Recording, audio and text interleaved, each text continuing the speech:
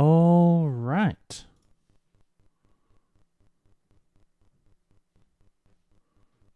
Mute that. Okay. We're going to finish where we start where we left off with torts. 32 minutes. So we're up to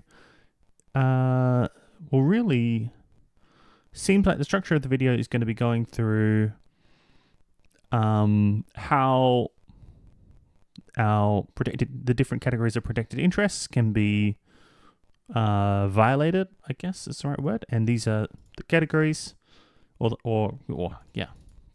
types of protected interests that we have. And we've gone through interference with the person. Now up to interference with goods, and there are some initial concepts which he's going through that we need to understand, and then there are three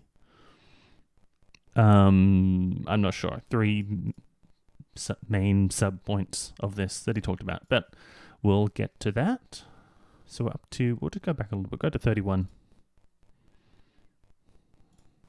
Now, before we really start looking at the torts themselves, there are a couple of concepts that you need to wrap your head around. If you've already done property law, you'll probably know all of this, which I haven't. Refresher's not going to kill you. There are two key types of relationship that a person might have with an object: ownership and possession. Now, very often they're the same. I own something and I have it in my possession and it's mine. But there are also lots of occasions when ownership and possession are separate. If I hire a car, I take possession of the car, but the rental company still owns it. If I lend you a book, then you're in possession of the book, but I still own it. It's very important, before we go any further, for you to have very clearly in your mind the distinction between ownership and possession. The second concept I want you to understand is what we call constructive possession. You see, Australia is an absurdly rich country, and many of us own an awful lot of stuff, far more than we could keep with us at all times. Constructive possession refers to things that we possess even if we don't have them immediately on hand. We possess them because any time we want to, we can go and grab them. And we can also decide whether anyone else is allowed to grab them. So when I leave for work in the morning, I'm still in possession of my TV at home because I can watch it whenever I like, and I can decide who else gets to watch it. With me so far? Yep. Now, the torts relating to interference with goods, they protect possession.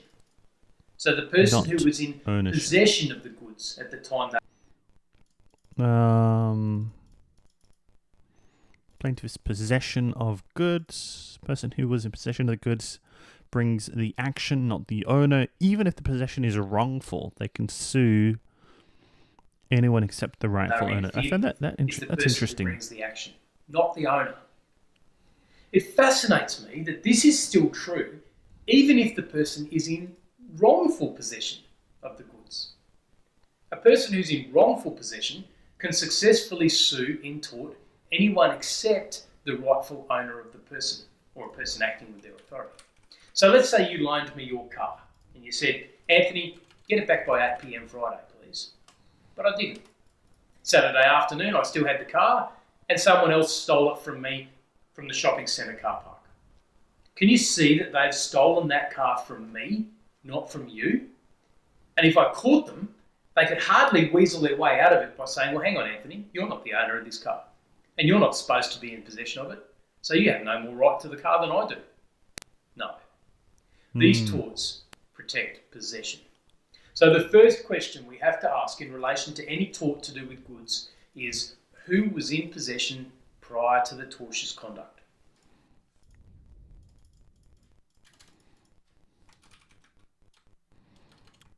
Yeah. Let's have a look at the torts themselves.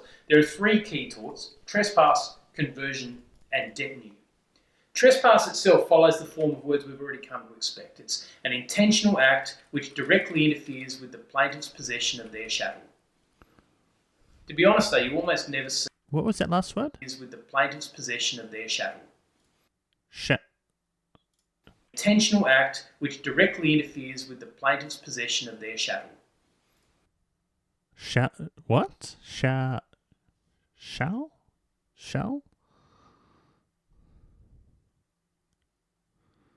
What could that be?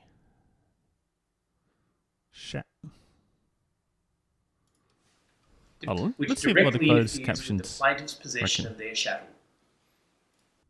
Establishment? Act which directly interferes with the plaintiff's possession of their chattel. Okay, the captions have no idea either. It's not shadow, right? To be honest though, you almost never see this particular tort relied on. Really, when we think about interference with goods, we're thinking about conversion and detenue. Conversion occurs when there is an intentional act which directly interferes with the plaintiff's possession of goods in such a fundamental way that it essentially excludes the plaintiff's possession. Now, this is a bit of a fuzzy definition in some ways, isn't it? It's not like the elements of the tort tell us what specific actions are going to constitute conversion.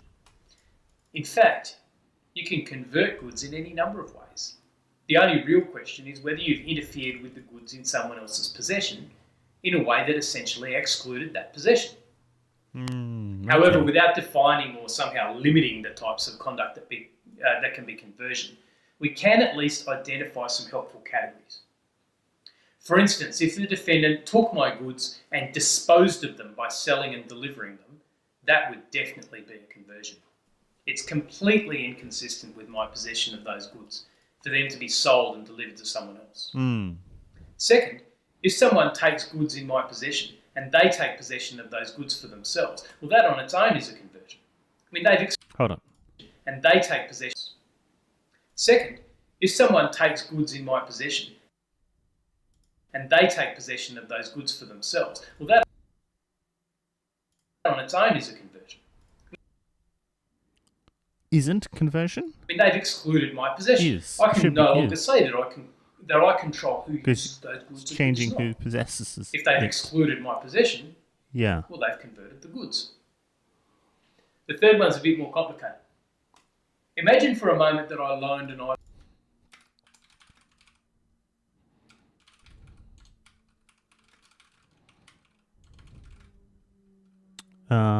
Find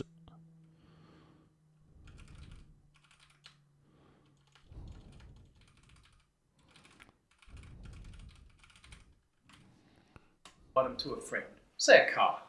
I loaned it, or as we say in the law, I bailed it to them, subject to certain conditions. For instance, it might have been a condition that the car was only going to be used for short trips in town. Now let's say that on the following day I saw an Instagram photo of my friend in my beautiful car screaming around hot drift laps on a local racing track. In this case, they've been given limited possession of the goods and they've abused those limitations. By doing that, they've also abused my possession of those goods because they're essentially denying me the chance to set limits around how others might use my possessions. Next, let's say I transferred possession of my car to a friend, that is, I loaned it to them, and they then loaned it to someone else. That's not okay, at least not unless they ask me first. Because by transferring possession to someone else, yet again, they're denying me the right to control who's in possession of my goods. So that's a conversion too. One last one. If I've loaned something to you and I've loaned it to you at will, which means I can ask for it back at any time, well, that means you have to give it back when I ask for it. And if you don't, if you withhold my possession when I'm entitled to take it, then you guessed it, that's a conversion. You can see the common thread running through all of these. They all relate to situations where a person with the right to possession of goods is unable to exercise that right. Yeah. Because some other person who either has no right of possession or only a limited right of possession is acting in a way that stops the plaintiff from enjoying their rights of possession. That's what conversion is all about. Now, detenue is subtly different to conversion, but realistically, there's still quite a bit of overlap.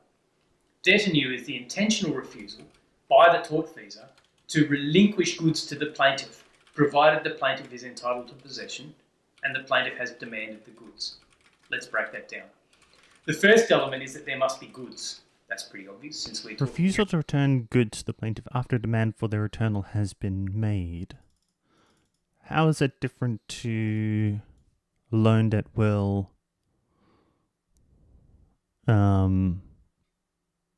About torts that interfere with goods. The second element is that the plaintiff must be entitled to possession of those goods. Now, that can happen in a number of ways. Perhaps I loaned the goods to you for a period of time and that period of time has expired. Perhaps I loaned the goods to you on the basis that I could get them back any time I wanted and I want them now. Perhaps I loaned the goods to you on the basis of a condition and you've broken the condition. Perhaps I didn't loan the goods to you at all and you've either accidentally or deliberately taken them from my possession. In any of these cases, I'm entitled to possession. If I wasn't entitled to possession, there could be no action in debt. Next, there has to be a But I'm a little bit confused about how that's different to just conditional loaning, right?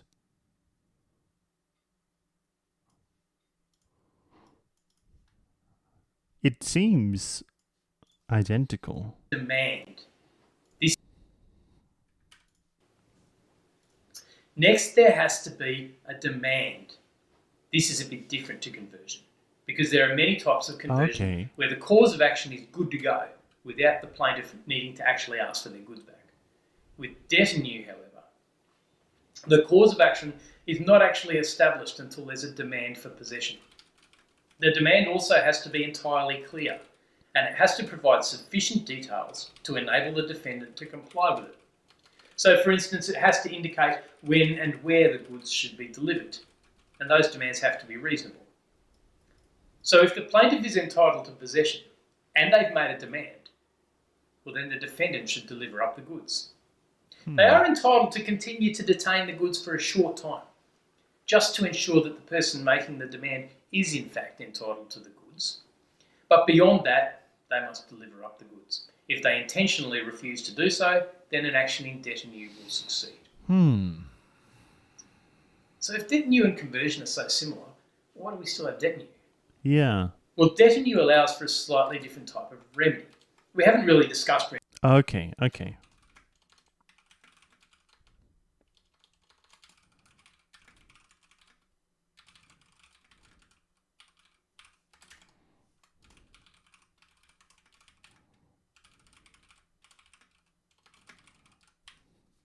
Remedies yet, and we're going to do that later. But for now, let's just say the usual remedy for conversion is the payment of damages. Okay.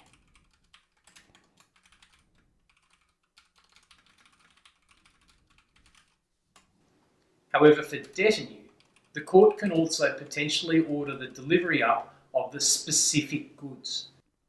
Oh. Okay, so in addition, court can, when he said court can also, I'm assuming that means in addition to the payment of damages, the court can also order the delivery of the specific good. Court conversion is the payment of damages. However, for debt anew, the court can also potentially order the delivery up of the specific goods. And when the goods are unique, like for instance an artwork, this can be very important. You don't just want the painting, you don't just want the money, you want the painting. The next interesting thing to know about conversion and debt anew is that if a person is entitled to immediate possession, Right.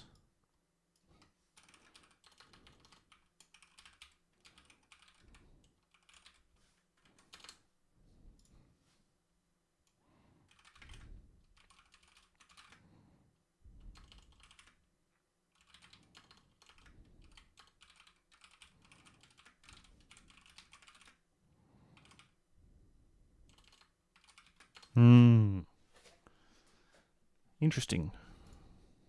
of goods, about conversion and debt anew, is that if a person is entitled to immediate possession of goods, then they're actually Hold on, let me go back. artwork. This could be very important. You don't just want the painting, you don't just want the money, you want the painting. The next interesting thing to know about conversion and debt anew is that if a person is entitled to immediate possession of goods, then they're actually entitled to go and obtain those goods. So you can enter someone else's land in a way that might ordinarily amount to trespass, provided you're doing so in order to obtain possession of goods belonging to you. You can even use reasonable force against the other party, if that force is reasonably necessary in order to recover possession. and the use of that force won't be an assault. Provided you do goods, then they're actually entitled to go and obtain those goods.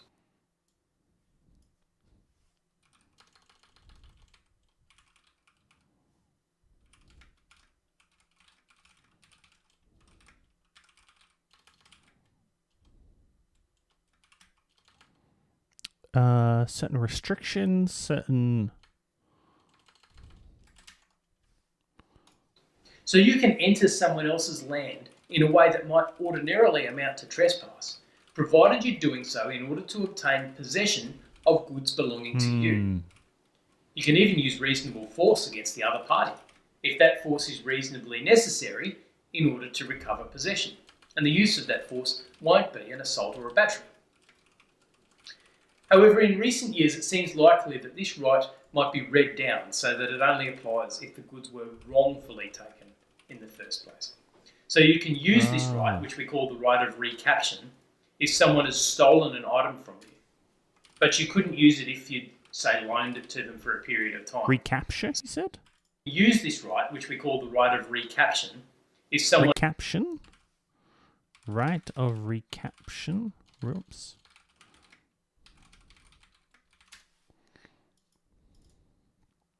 Nature. Yeah, it is right of recaption. Okay. Recaption. has stolen an item from you, but you couldn't use it if you'd, say, loaned it to them for a period of time, so that they'd been acting quite validly when they first took the item.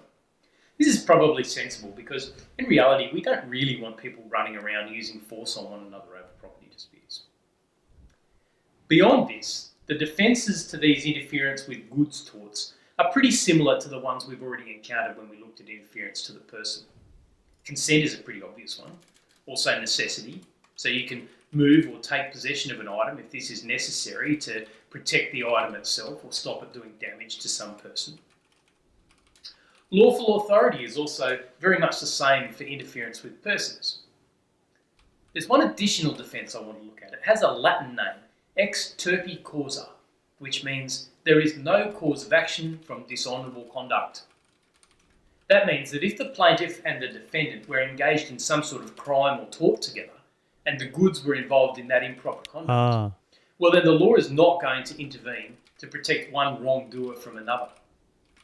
This leads to the curious situation where a defendant might actually need to prove that they themselves were involved in improper conduct in order to resist a tort claim against them. Right, interesting. Our final tort related to trespass is known as trespass to land.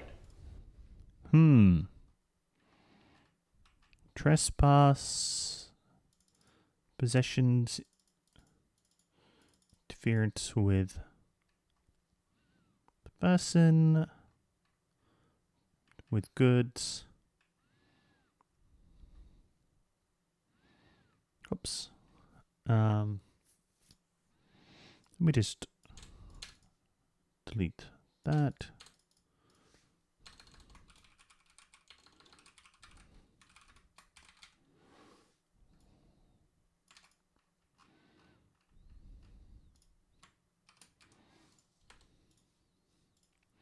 A voluntary act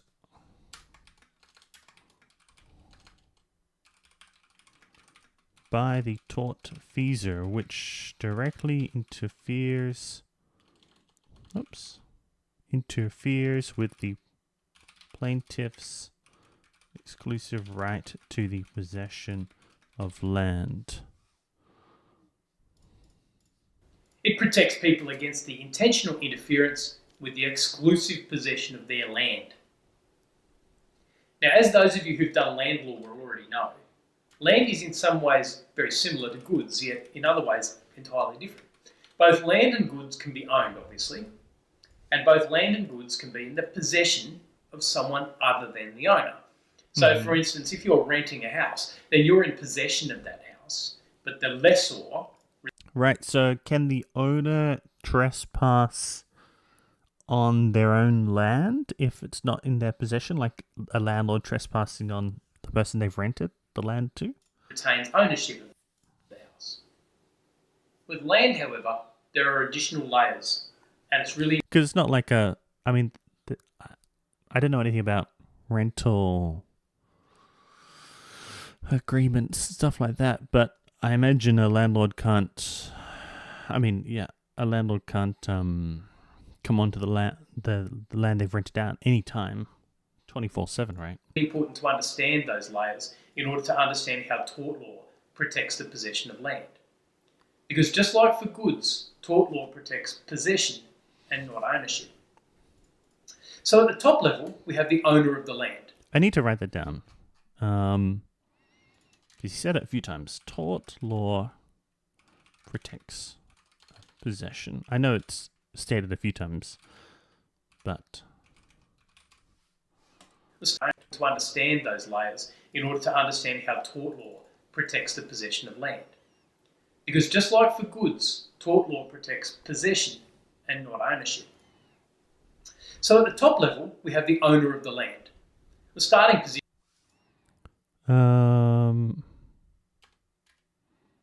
Okay. Interests in land. Of course, is that the owner can do what they like with their land, including possessing it. However, they can also give up possession to someone else on the basis of either a lease or a license. So the next level down is the lessee of the land. That's the person who's taken out a lease. Now, under our property law, they actually have what we call an estate in the land. So they're not just a borrower, they have an actual leasehold right which they can insist on, even in the face of the owner. The next level down is what we call a licensee on the land.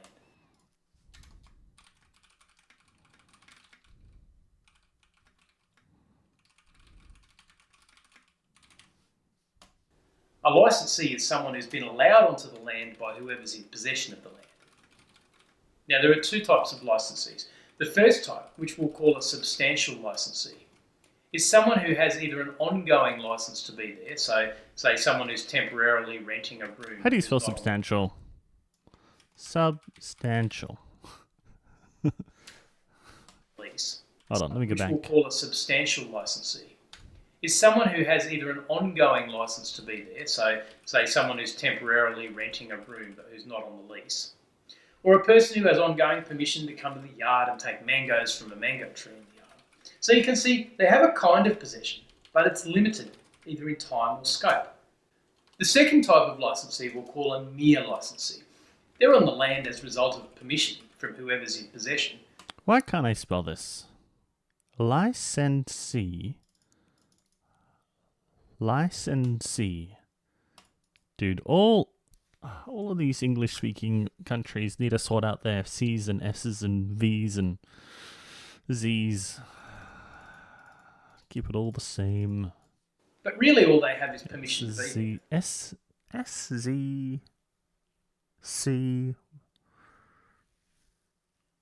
E and EA sometimes. Just So someone who comes, whoever's in possession. okay. But really all they have is permission to be there. So someone who comes over for a drink is a mere licensee. Someone Oh yeah. What? or scope. The second type of licensee we'll call a mere licensee. They're on the land as a result of permission from whoever's in possession. But really all they have is permission to be there. So someone who comes over for a drink is a mere licensee. Someone who walks through your yard to knock on the door and offer you a pamphlet is a mere licensee. Okay. Finally, at the bottom of the heap we have squatters, who might be in possession of the land or some part of it, but their rights are really quite limited. So who among these has an interest in land which can be trespassed upon? Well, the owner does, but only if they've retained possession. If they give Right. Interest in lands. up possession, for instance, by granting a lease, then they no longer have an interest that can be trespassed upon. The person in possession, in this case the lessee, well, they definitely have interests which can be trespassed upon.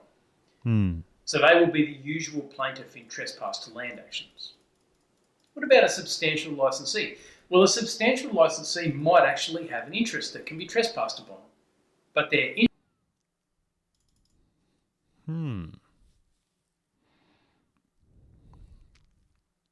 interest would be limited by their license. What do I Maybe if like an area, like a section of a farm has been licensed to someone to grow a crop there, like renting out sections of your farm.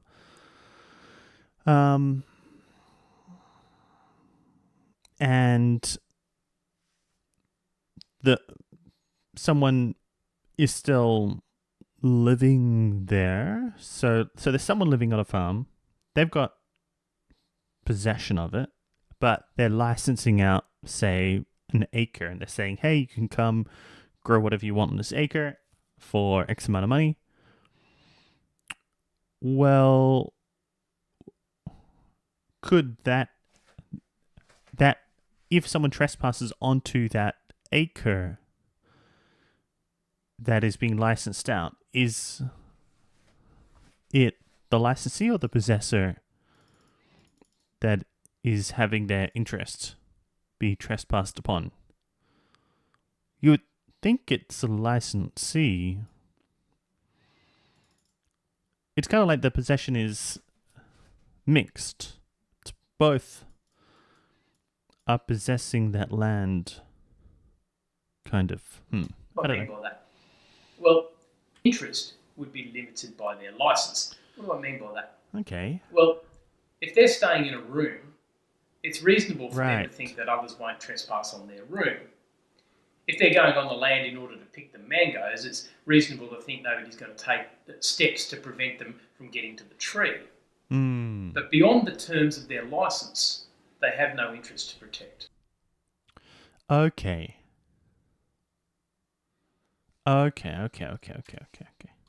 Okay, so...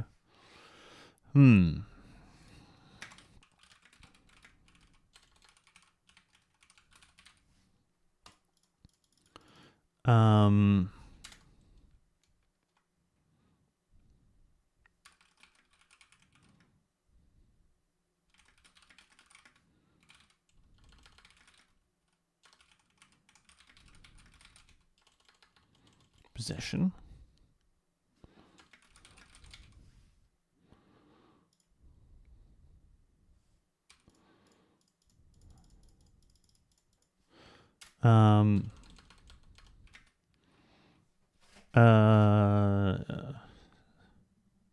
So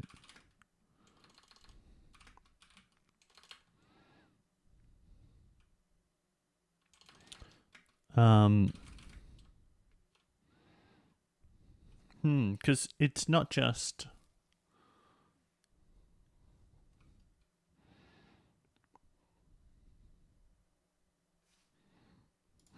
someone who is temporarily renting a room but is not on the lease has an interest in that room which can be trespassed upon.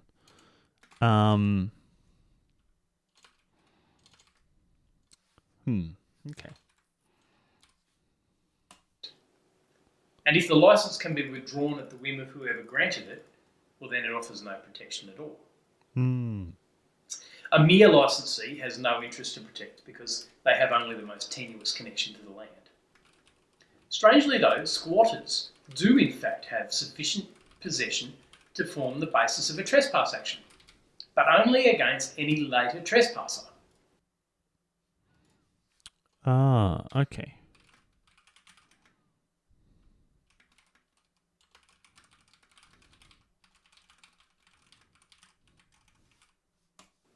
So they can't maintain an action in trespass against anyone who has lawful possession of the land. But if they'd set up a tent down by the river on a block of land, someone else's land, well, someone else can't come along and occupy that tent and say, tough biggies, you're only a squatter. So there is a basis of action there, but it's pretty limited. Interesting. Finally, I need to make it clear that while I've tried to give those thoughts some structure, the bottom line remains that possession is always a question of fact. And ultimately, whether a plaintiff is in possession or not will be a matter for the courts to decide. Okay, so now we have a sense of who can sue. The next thing we need to think about is what we actually mean by land.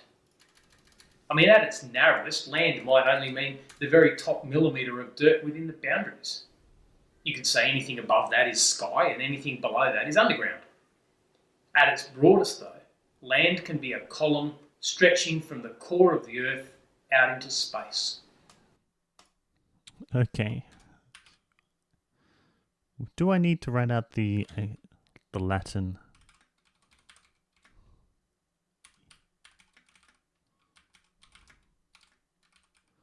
Col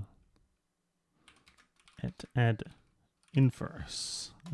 It was an old Latin legal phrase meaning whoever owns the land owns that land all the way from hell below to heaven above. Nice and poetic.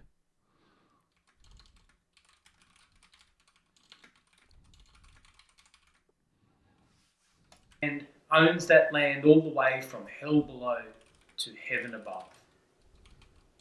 So what are the actual rules? Well, let's start with the sky. The general principle is that a trespass has to actually interfere with your rights of exclusive possession.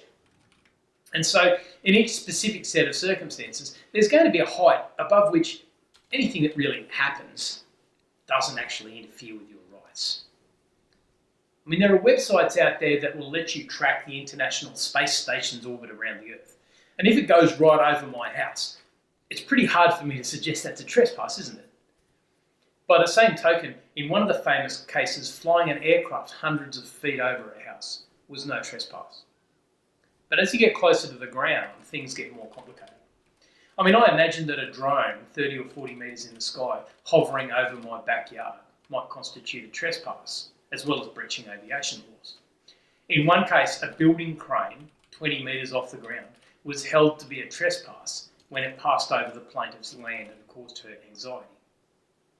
So really, how high up the land goes depends very much on the circumstances.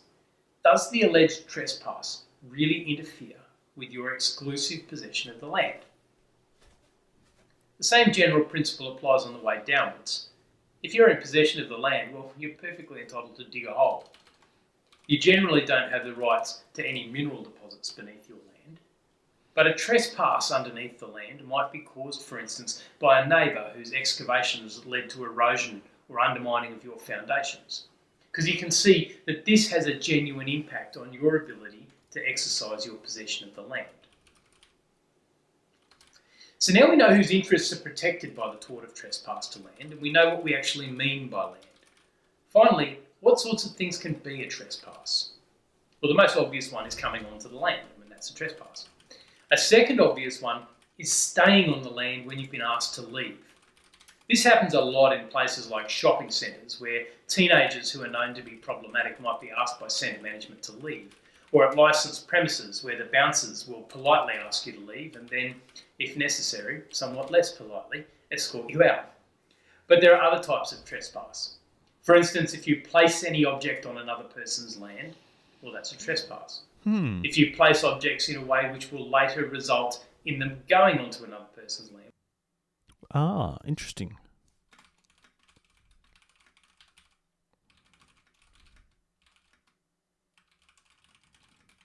I wonder how a tree growing branches on a fence line, branches going over and falling. Well, that's a trespass too. Dropping branches. So, for instance, if you rake up your leaves and leave them in a big pile on the fence line, knowing that the wind will blow them all next door, that's going to be a trespass. Right. The other thing to know is that even the merest trespass is enough. Trespass cases have succeeded, even when the incursion was a matter of mere inches. So what about defences then? Consent, necessity, lawful authority, they're all defences we've come across previously, and they work here as well. There are a number of ways in which we imply consent, even when it's not explicit. For instance, if we park our car across the footpath, there's an implied consent that people can walk around the front to get past, even if that means coming onto our land. Necessity, again, is all about actions necessary to protect life or property. So, for instance, trespassing on someone's property to help put out a house fire is not a trespass. But there are some other interesting ones. That is good to know, because I actually I did that ages ago now. someone was, what an idiot! Someone was, I don't know why, but they were burning, what was it, like grass clippings, dry grass clippings, without any sort of dirt wall barrier, like in the middle of summer, and it was really hot and windy. Just such a terrible plan. I don't know. Regarding land. I don't We've even already know. spoken about the fact that it's lawful to enter premises in order to retake goods where we're entitled to immediate possession of those goods. A person in possession of land also has the right of ejectment. That is, they can use reasonable force to remove people or goods from their property. In the case of people, they have to be asked to leave and given a reasonable opportunity to do so. But after that, the right of ejectment allows the use of force, even when that might ordinarily be a trespass to person or a trespass to goods. Be careful though, because in Queensland and a number of other states, that right of ejectment is not present if that person has a claim of right. So in other words, if they claim the right to remain on the premises, even if they're wrong, then ejectment might not be possible. Oh. So as a practical matter, honestly, give the cops a call. All right, that brings us to the end of our discussion of the types of tort derived from the concept of trespass. Trespass to persons, trespass to goods, trespass to land. Now we're going to start looking at some of the other types of intentional tort.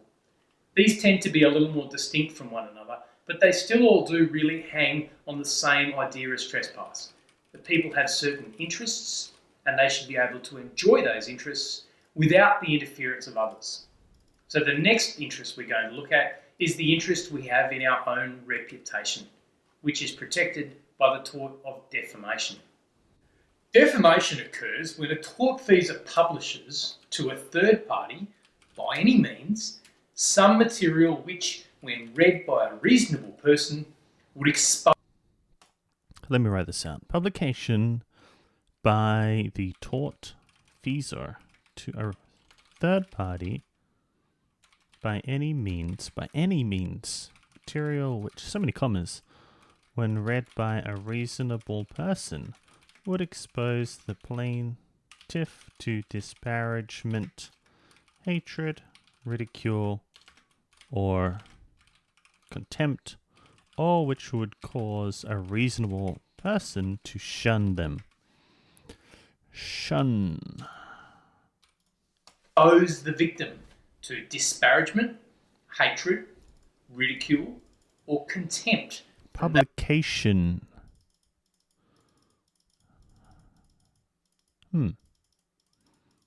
That reasonable person, or which would cause a reasonable person to shun them.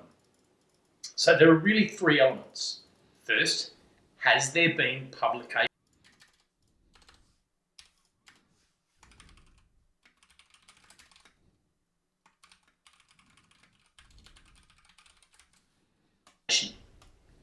Now, publication is a problematic word in this context because it kind of gives the idea that we're talking about putting something in a formal publication.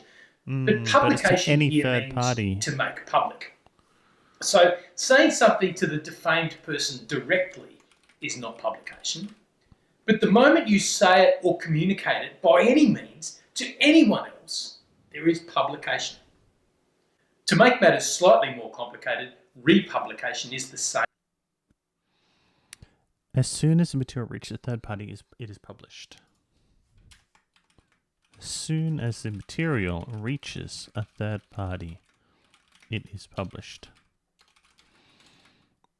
So, even a third person, so even like,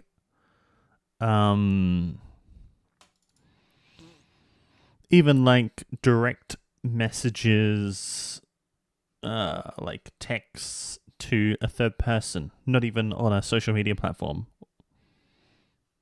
would be publication, right? Because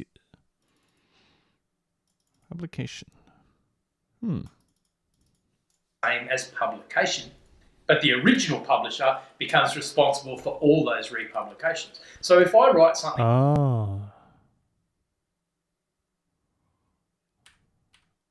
slightly more complicated, republication is the same as publication, but the original publisher becomes responsible for all those republications. So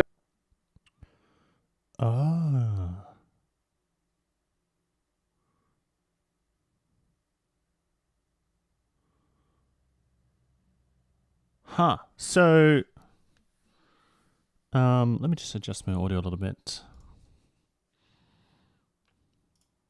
So, if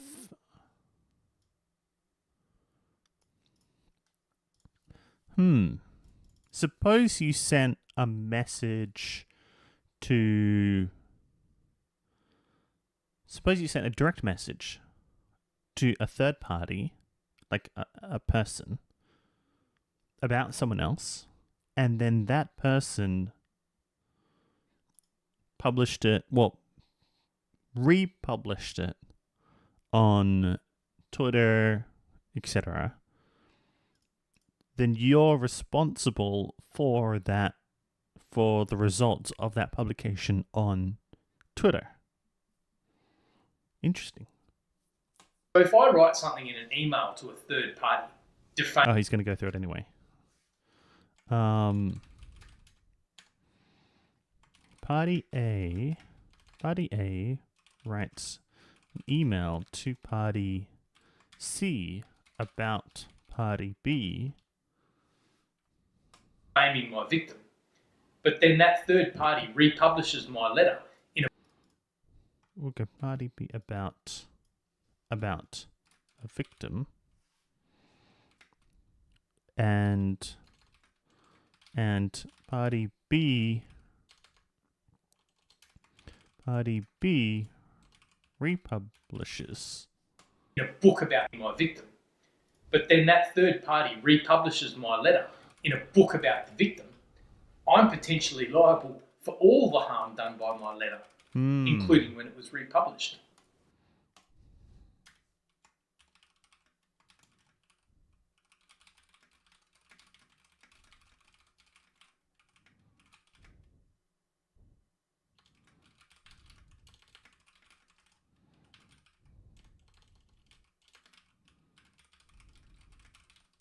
Interesting. So what does party B have any liability then? Because they're not the one who... Well, no, but they would just be liable for the publication. Well, they're not the ones. Hold on. I wonder. Anyway, that's an open question. You would think so. You would think. I'll just put it as a question. Is party B liable? Liable for the harm done by publishing the email in the book. The second element is, can we identify the fact that the plaintiff is the one described by those words?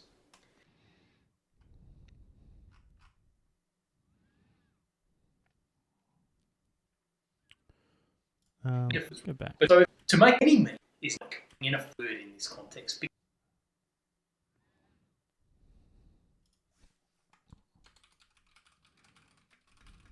The victim, defamatory imputation.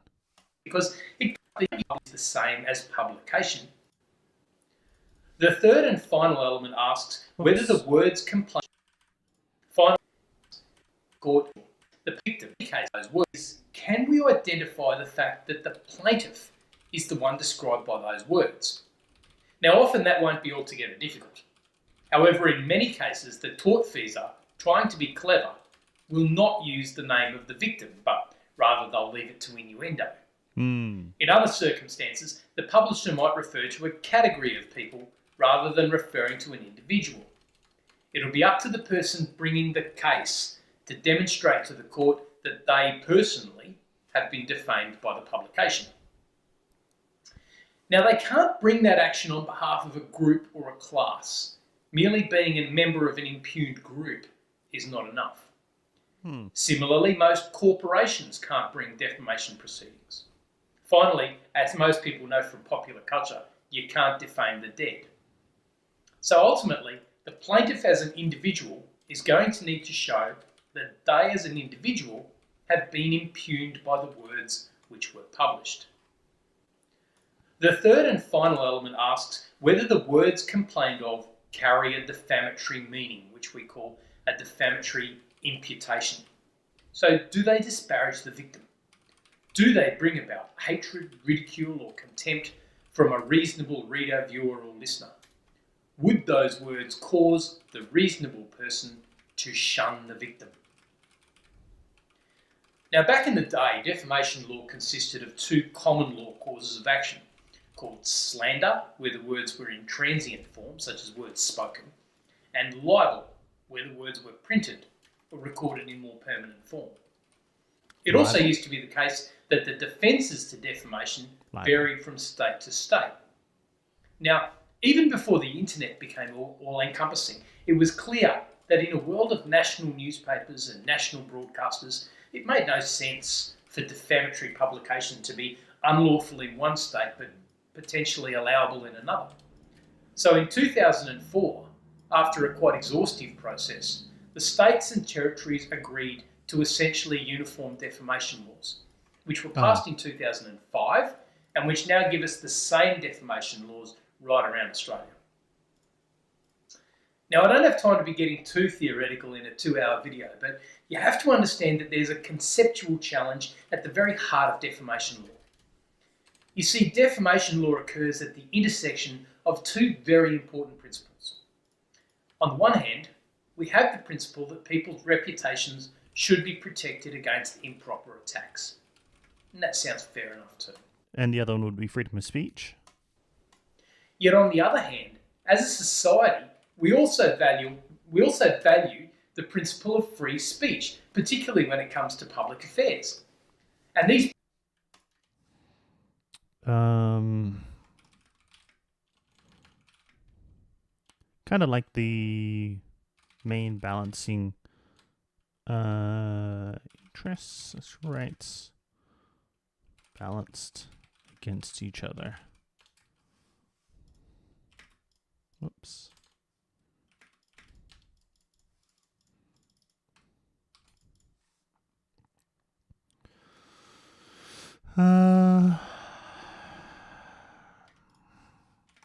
Application.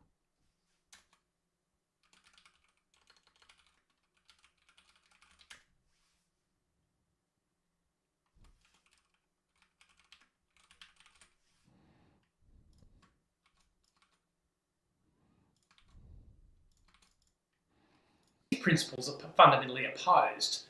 The more your reputation is protected, the more boundaries there are on my free speech. The more my speech is free, the less your reputation is protected. The eternal question for the courts, the parliaments, and our community as a whole is how we undertake this balancing act. It's particularly important when it comes to the media. The threat of a defamation action, which may tie up staff for months and cost many thousands of dollars in legal fees, may be an effective means of suppressing unwelcome media attention. The news website crikey.com.au has for some years That's an actual... Dude, that is... What a fantastic name.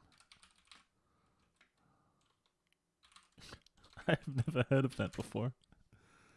Crikey, independent Australian... Wow, their advertisements must be terrible because I've literally never seen this before. What a great name. maintained a list of Australian politicians who've commenced defamation proceedings primarily against media outlets. And it's surprising how many of those end up settling out of court. One of the ways in which the uniform defamation legislation tries to manage this balance between free speech and the protection of reputations is by setting in place a number of defences to defamation proceedings. Now, oftentimes in defamation matters, establishing the cause of action itself is not all that difficult. Not too hard to identify the plaintiff or to find the words which have a defamatory imputation. Often then, the real battleground is whether one of the defences applies. Now, there are a bunch of them, and I'd suggest you go have a look in the Defamation Act to read them in detail. The real battleground.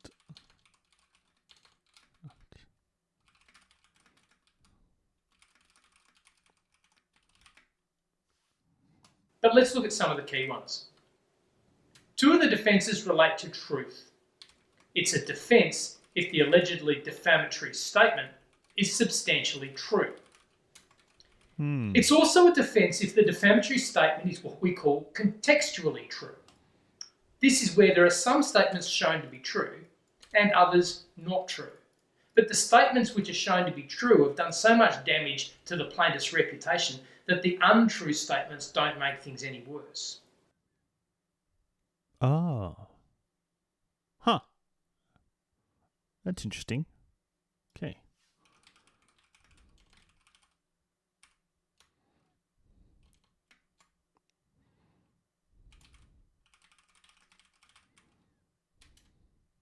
Um.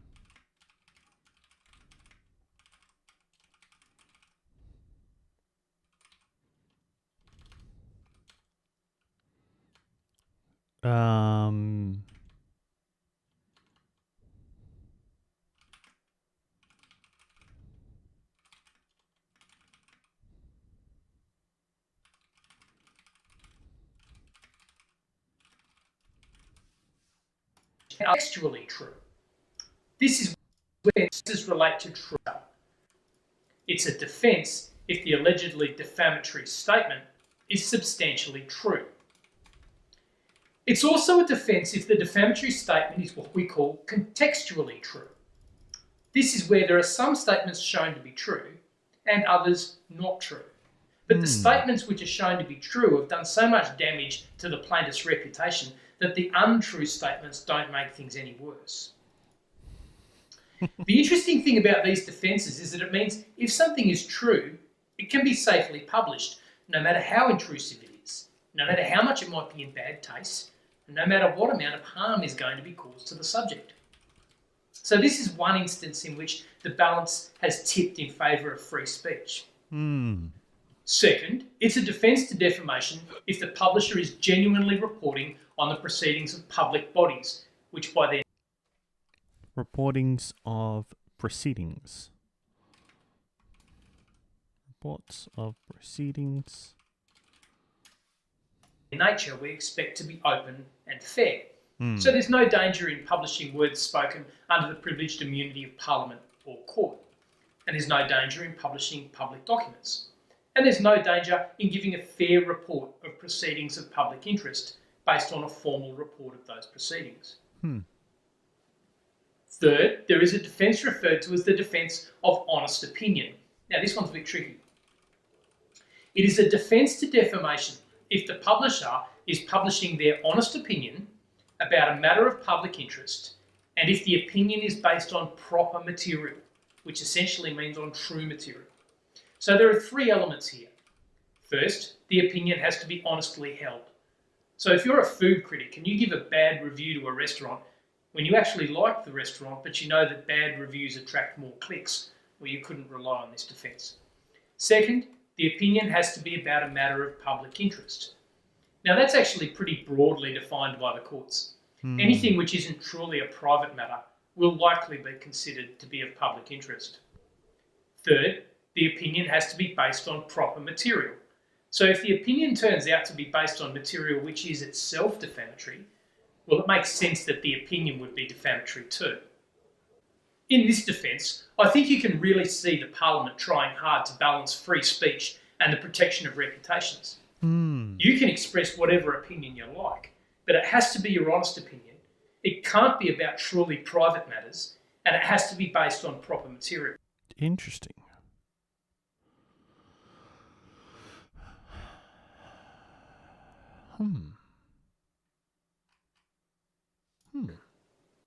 Okay, the last one I want to talk about is called qualified privilege. This one is basically the journalist's friend.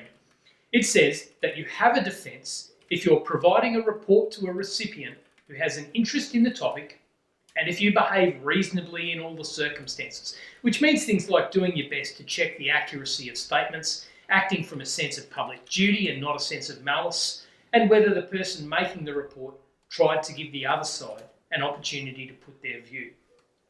Okay, before we move on from defamation, I want to make one last point, and that is that nowadays roughly half of all defamation cases relate to online publications. And with the advent of modern social media, a single post by a single person might suddenly go viral and be reposted and viewed potentially millions of times, potentially right around the world. At the same time, social media has transformed the internet from being the information superhighway to being the opinion superhighway, where people feel they have the right to promote whatever opinions they might hold, regardless of the validity of the foundation of those opinions. Don't be fooled. Publication on the internet and publication on social media is still publication, and it still puts you at legal risk. I cringe when I see these memes going around with someone's photo saying, "Be on the lookout, they're a pedophile." Now, these are shared by good people trying to do the right thing. But what if the photo's wrong? We're going to turn now to an entirely different family of torts. With all the torts we've discussed so far, the interest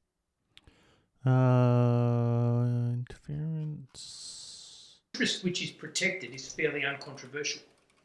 Within our culture, it seems entirely normal for the law to protect a person's body, their possessions, their land, and their reputation. Economic interests, however, are a bit more fuzzy for a couple of reasons. First up, nobody has the right to a particular economic outcome. Sometimes investments go well, and sometimes they go disastrously.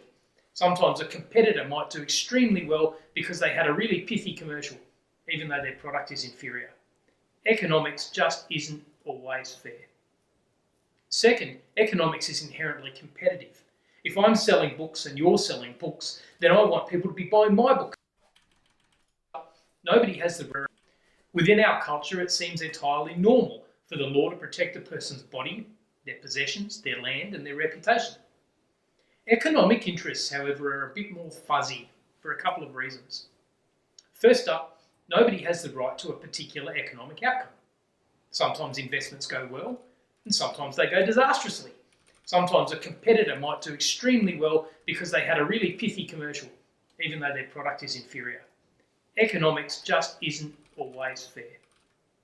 Second, economics is inherently competitive. If I Complicated.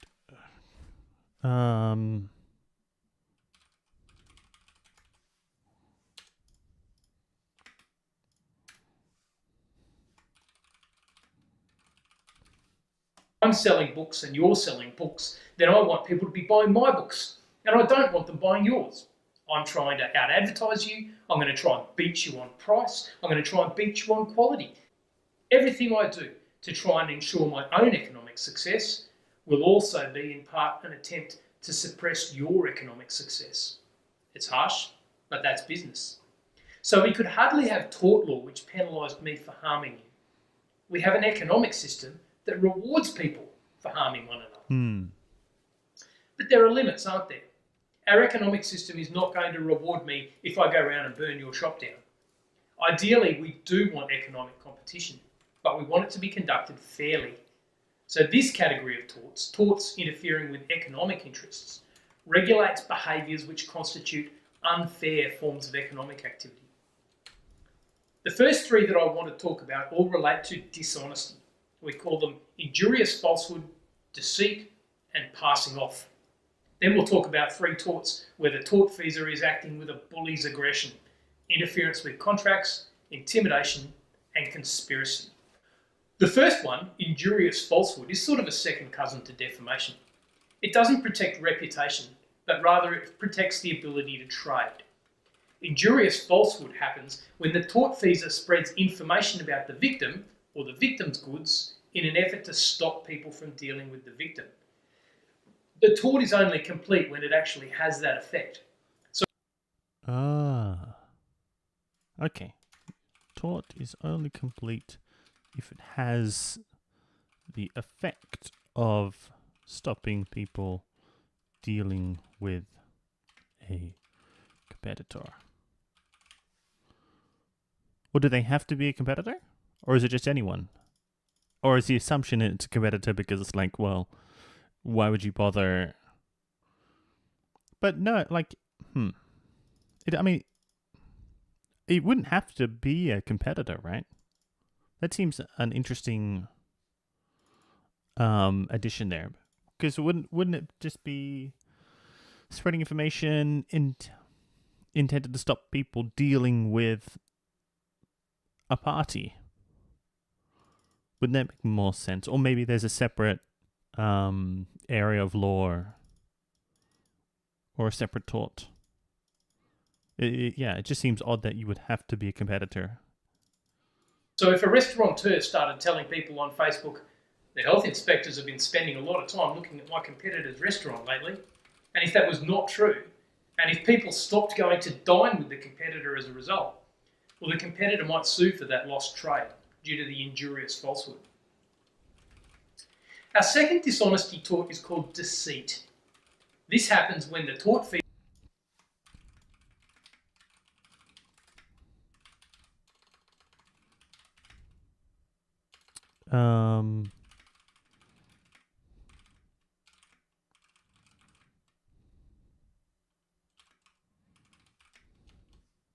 Couldn't.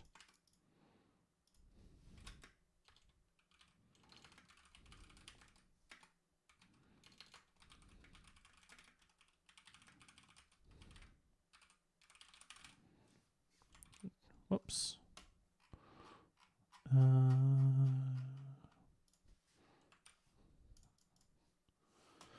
makes a false statement of fact due to the injurious falsehood. Our second dishonesty tort is called deceit. This happens when the tortfeasor makes a false statement of fact, and they either know the statement is false or they don't. A false statement of fact. Which, this is interesting. This is similar to our contract. We learn about estoppel in contract law. Which the victim is intended to rely on, and which they do rely on to their own detriment. They might sue for that lost trade due to deceit. This happens when the tortfeasor makes a false statement of fact, and they either know the statement is false or they don't care whether it's true or false.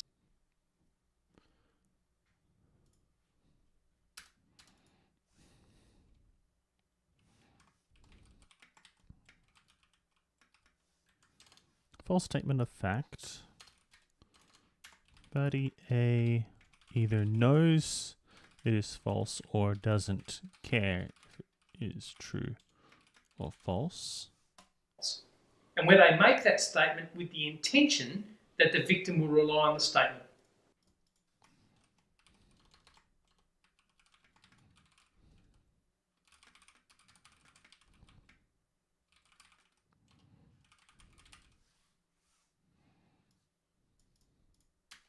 This is basically identical.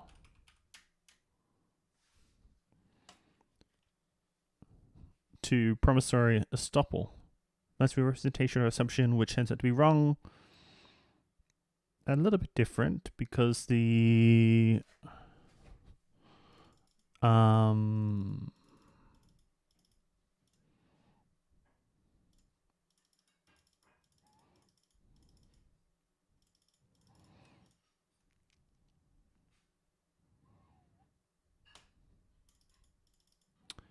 because here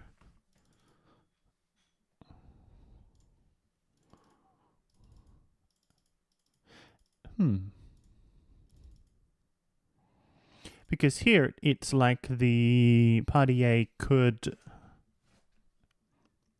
believe the statement is true, even if it's not. Whereas here, does it not become deceit if party A believes it is true, even if it is false?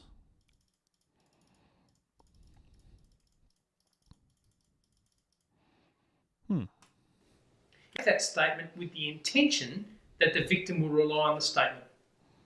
If the victim does rely on the statement and they suffer a loss as a result, well, then they may be able to claim a remedy in the tort of deceit. The classic example is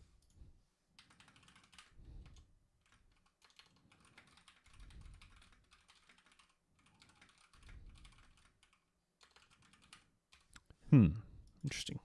the case of Peak and Gurney, where there were false statements made in a company prospectus, and that deliberately misled potential investors about the liabilities associated with a company takeover. 1873. Now, any investor who had invested in reliance on those statements would have been able to sue in the tort of deceit when the whole venture failed.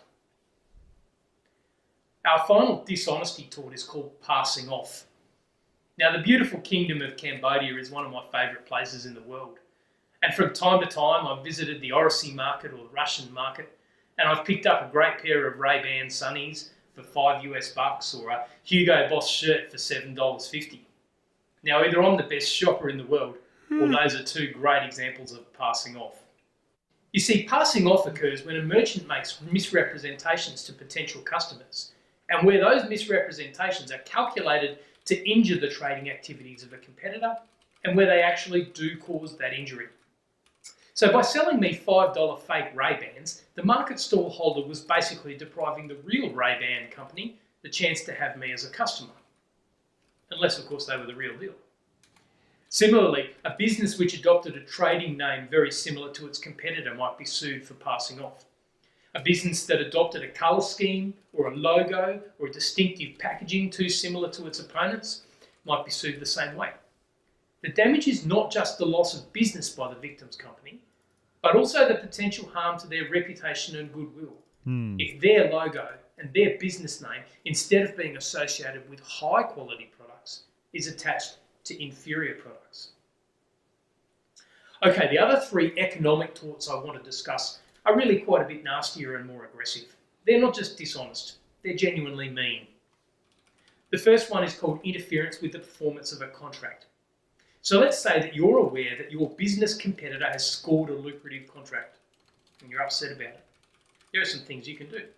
You can try to undercut them on price, for instance, and make an even better one than they've contracted for. Well, that's fine. That's just competition. But there are things you can't do. Specifically, you couldn't try to bribe one of the parties of the contract into breaching the contract. And you can't take other steps that are calculated to prevent the parties from discharging their obligations under the contract. A great example of this happened in the World Series cricket case in 1978. For those of you who don't follow cricket, Australia's Kerry Packer was intent on establishing a rival system of international cricket, and he'd signed contracts with 36 of the best players in the world to play in his matches. The English cricket authorities swiftly made a new rule which meant that any player who honoured their contract with Mr. Packer would not be allowed to play official matches in any other competition.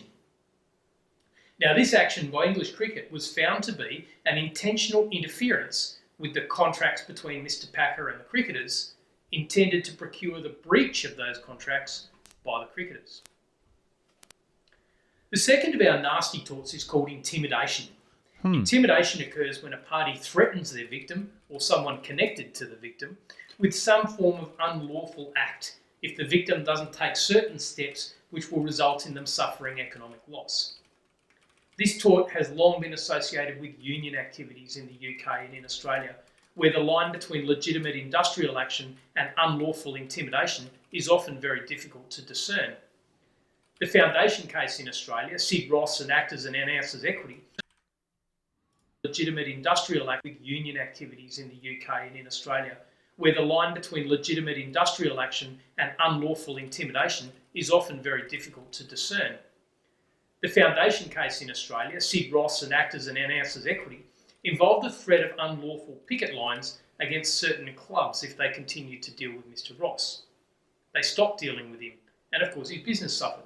Unlawful intimidation, whether in the industrial relations context or any other context, may result in the victim being able to sue the intimidator to recover any economic losses they suffered in compliance with the intimidation. Our final economic tort is referred to as conspiracy. It's fairly similar to the concept of conspiracy you may have already come across in criminal law. It occurs when two or more parties engage in a joint design to commit unlawful acts or lawful acts in unlawful ways in order to cause harm to a victim. Now, if they do so and they're successful in causing harm to the victim, well, then the victim may have an action to recover any such economic harm. Again, conspiracy has led to a fine line being walked between legitimate industrial action and unlawful conspiracy. The foundation case in Australia, McKernan and Fraser, was one in which members of the Seamen's Union conspired to prevent the plaintiff.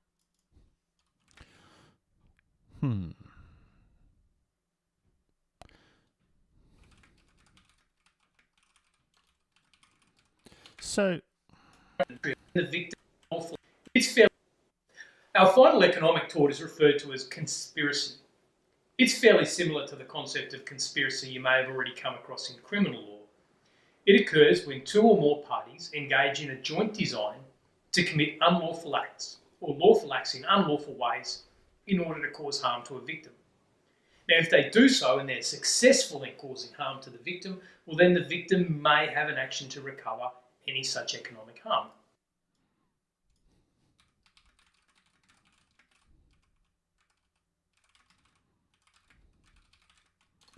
but is it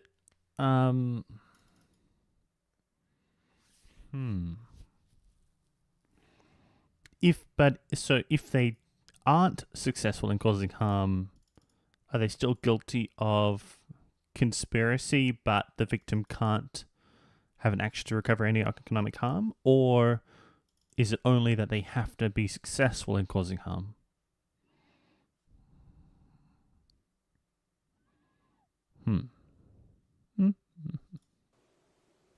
Again, conspiracy has led to a fine line being walked between legitimate industrial action and unlawful conspiracy.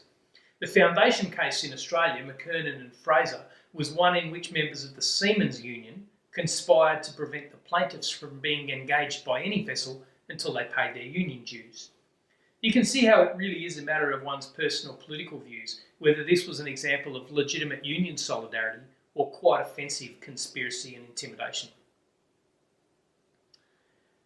Next, we're going to look briefly at some torts which in some ways feel like we're stepping into a time machine and going back into the antique past.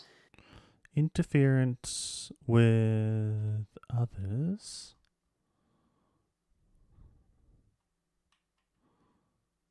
All right. Within others.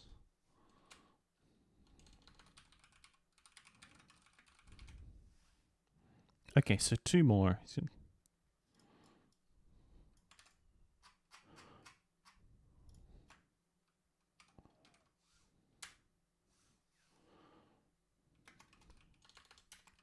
Oops.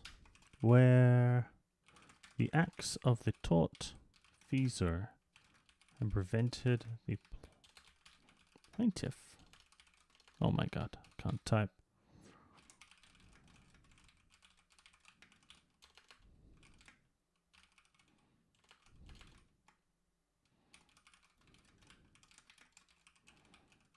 Negligence.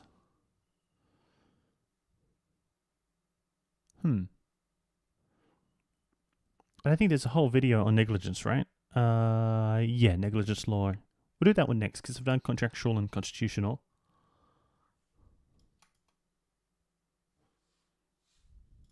Back into the days when the patriarchal nature of our society was unchallenged and where people had servants and slaves.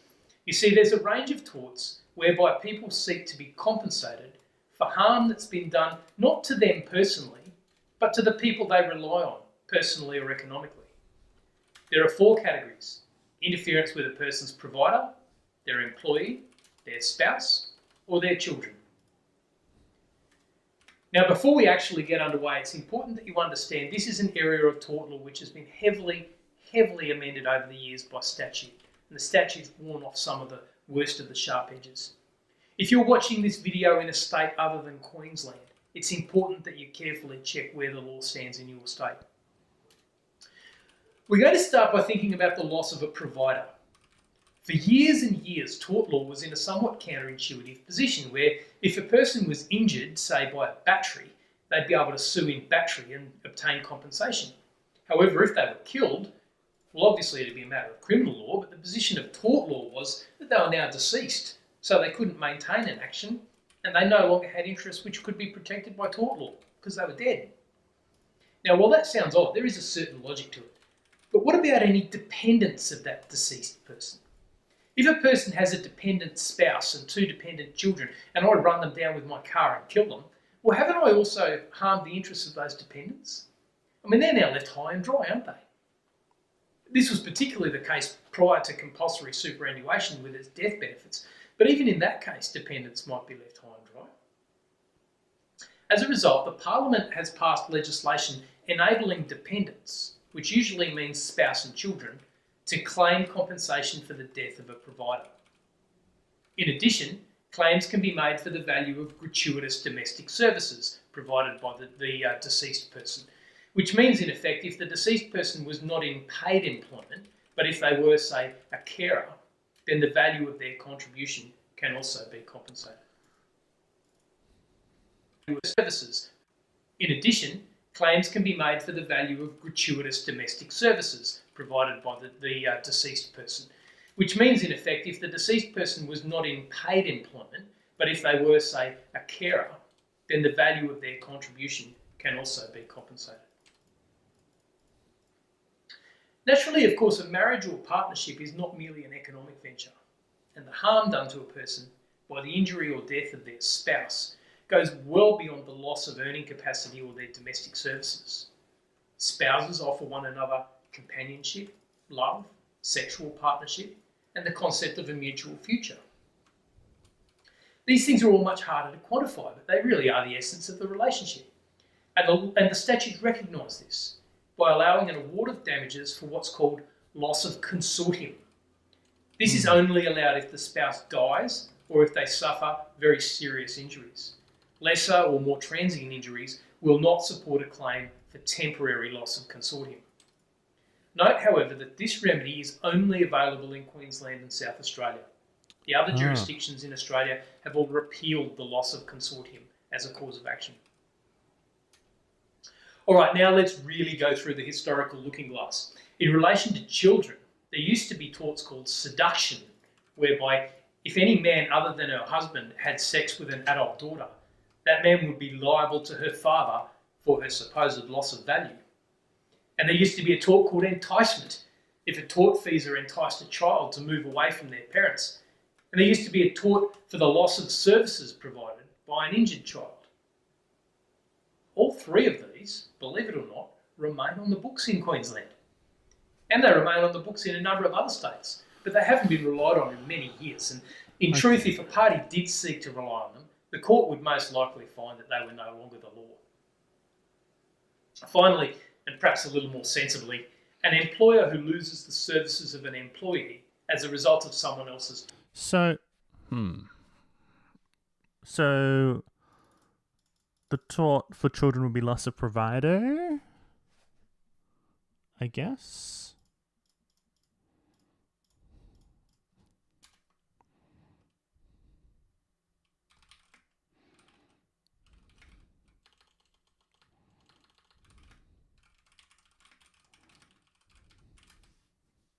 Tort can sue for the losses they incur as a result.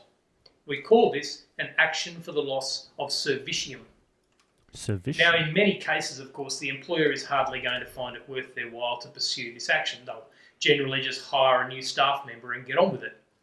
However, if the employee had particular value, let's say they had a unique public image and so now the whole advertising strategy needs to be reconsidered, then it's easy to see why the employer might want to recover the losses arising from the tortfeasor's conduct towards their employee. Note, however, this is only available in relation to employees, not contractors or partners or anyone in similar business relationships. Finally, in Queensland, damages for the loss of servitium are only available where the damages claim reaches a certain statutory threshold. Okay, now we're going to change pace completely and talk about the tort of nuisance. Not really sure. Interesting. Okay.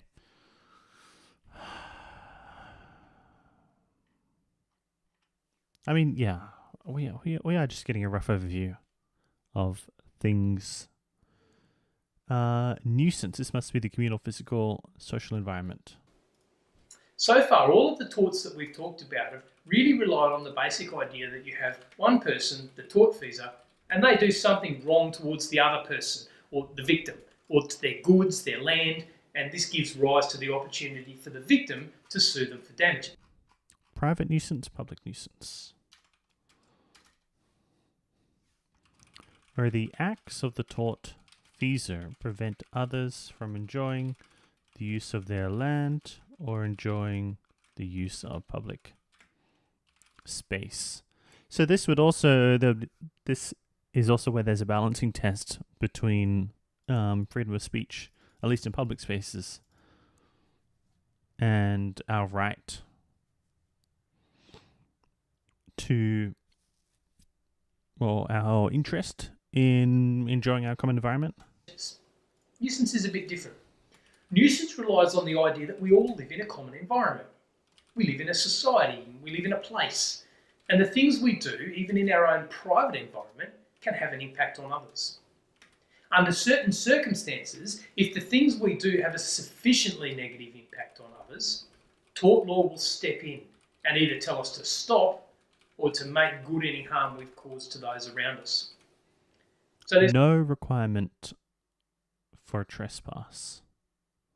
Right, because you could be blasting music in your home at 2 a.m. and no matter how sick the music is, it might be annoying.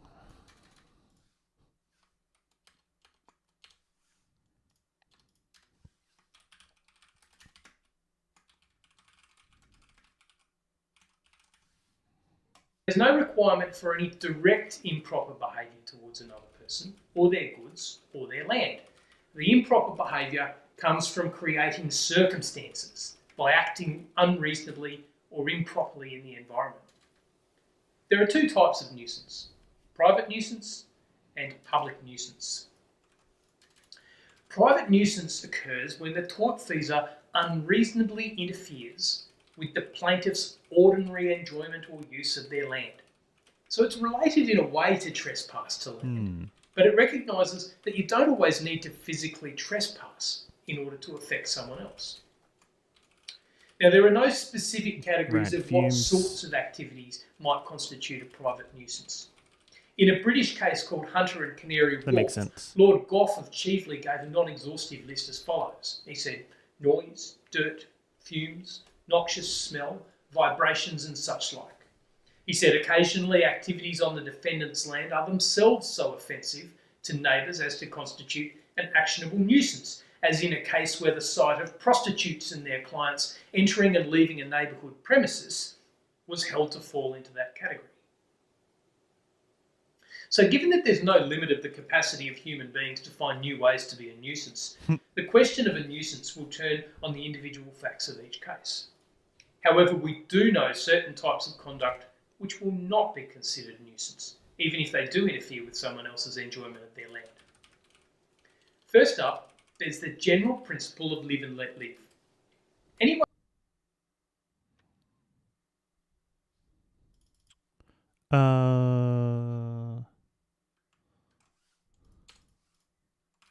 So this is okay. Anyone who's just behaving in accordance with normal standards of social conduct will not be committing a nuisance. So, for instance, if I bang pieces of wood with a hammer at midnight on the closest boundary point to your house for no purpose other than maliciously disturbing you, well, that's a nuisance. But if I make exactly the same sounds in the course of doing some carpentry during the daytime, it's not a nuisance. A certain amount of neighbourly tolerance is expected. Next, the plaintiff can't rely on any special sensitivity they have. The test is one of reasonableness, so it's a matter of what a reasonable person might consider to be improper. This was famously stated by Vice-Chancellor Knight Bruce in Walter and Self, when he said the inconvenience must be more than one of mere delicacy or fastidiousness, not merely according to elegant or dainty modes and means and habits of living, but according to plain and sober and simple notions. Having said that, if someone knows you have a particular sensitivity and they maliciously take advantage of that to create a nuisance, well, that might be actionable even if the activity was relatively normal. Finally, there are two interesting issues regarding...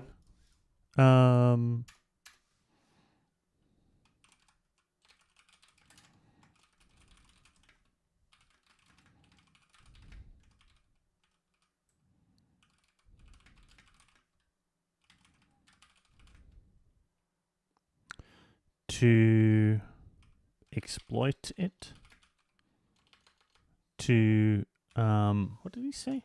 He said that if someone knows you have a particular sensitivity and they maliciously take advantage of that to create a nuisance,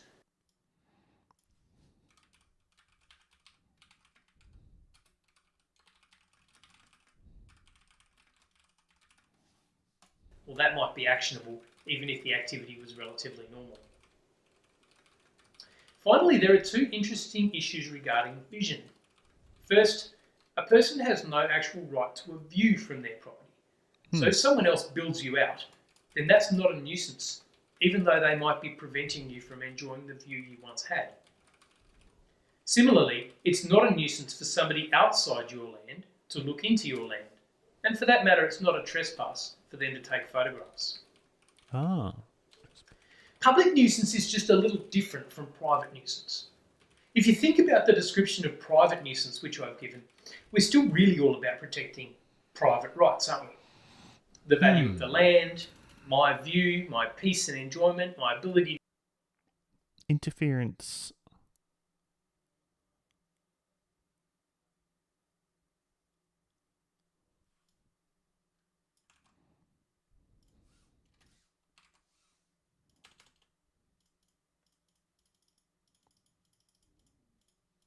to go about life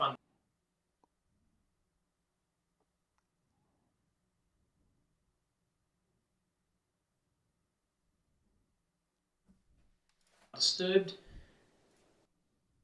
And you have to be the one in possession of that land. Hold on. Private nuisance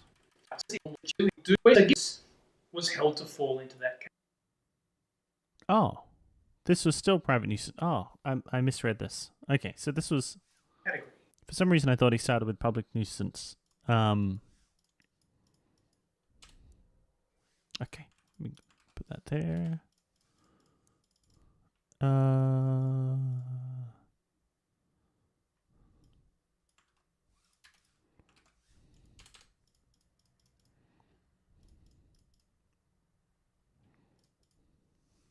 Okay.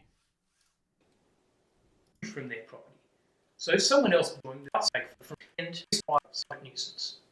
If you think about the description of private nuisance which I've given, we're still really all about protecting private rights, aren't we? The value of the land, my view, my peace and enjoyment, my ability to go about life undisturbed. And you have to be the one in possession of that land in order to take action. Well, public nuisance extends this concept considerably. Public nuisance refers to nuisance behaviour which affects the public at large. And so it's generally the state that sues for public nuisance. And all states and territories also have a criminal offence of public nuisance. So what sorts of things can be a nuisance? Well, anything that obstructs public access to the roadways can certainly be a nuisance. Any sort of pollution activity that interferes with, say, the use of a beach or a lake or a park would be a nuisance. Attracting a crowd to a particular place and therefore obstructing people's passage through that place could be a nuisance. That's why most governments require permits for public rallies and the like. Do you get the picture? It's really the same sort of behaviour as private nuisance, but it affects the use of public spaces rather than private ones. The next thing we want to talk about in terms of nuisance is the actual parties. Now, in many cases, this presents little difficulty.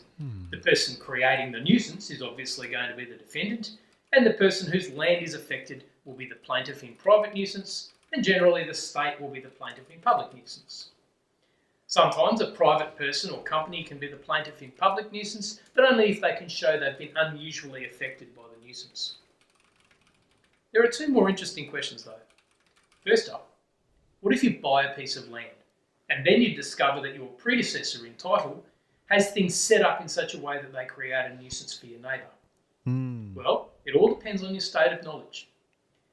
If you as the successor in title become aware of a nuisance, or if you're constructively aware, which means you could have become aware if you bothered to check, then you're obliged to take reasonable steps to remove the nuisance. However, if the nuisance comes from some cause where the successor in title really can't be aware, well then they're not going to be held liable. What about the other end of the equation? What if there was already a nuisance and someone comes along and buys a piece of land well aware of that nuisance? I mean, the classic example here is someone who buys a piece of land cheaply under an airport flight path and then whinges about aircraft noise. Well, one of the most famous cases of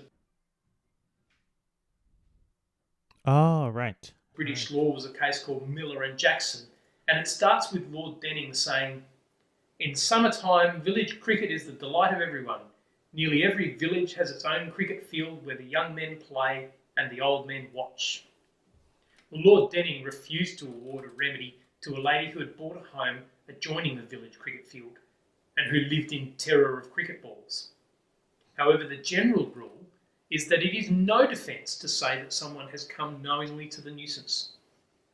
If there is a nuisance, it must be abated, whether the plaintiff is new or not.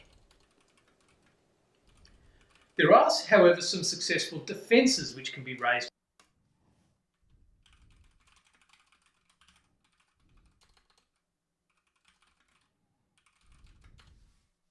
in response to an allegation of nuisance. First, consent and necessity are old favourite defences. They still work for private nuisance. If the other party has consented to the nuisance, or if the nuisance was created to avoid some imminent peril, then there's a defence. Be careful though about consent. We've just learned that if someone comes to the nuisance, they can take action. And this is true even if their predecessor consented to the nuisance. Next, if there was an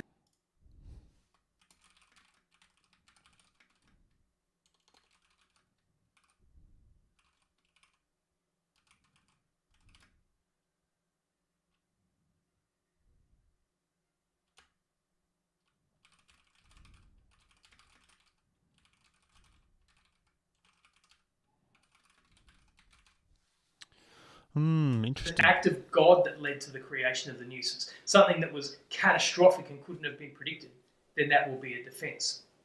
So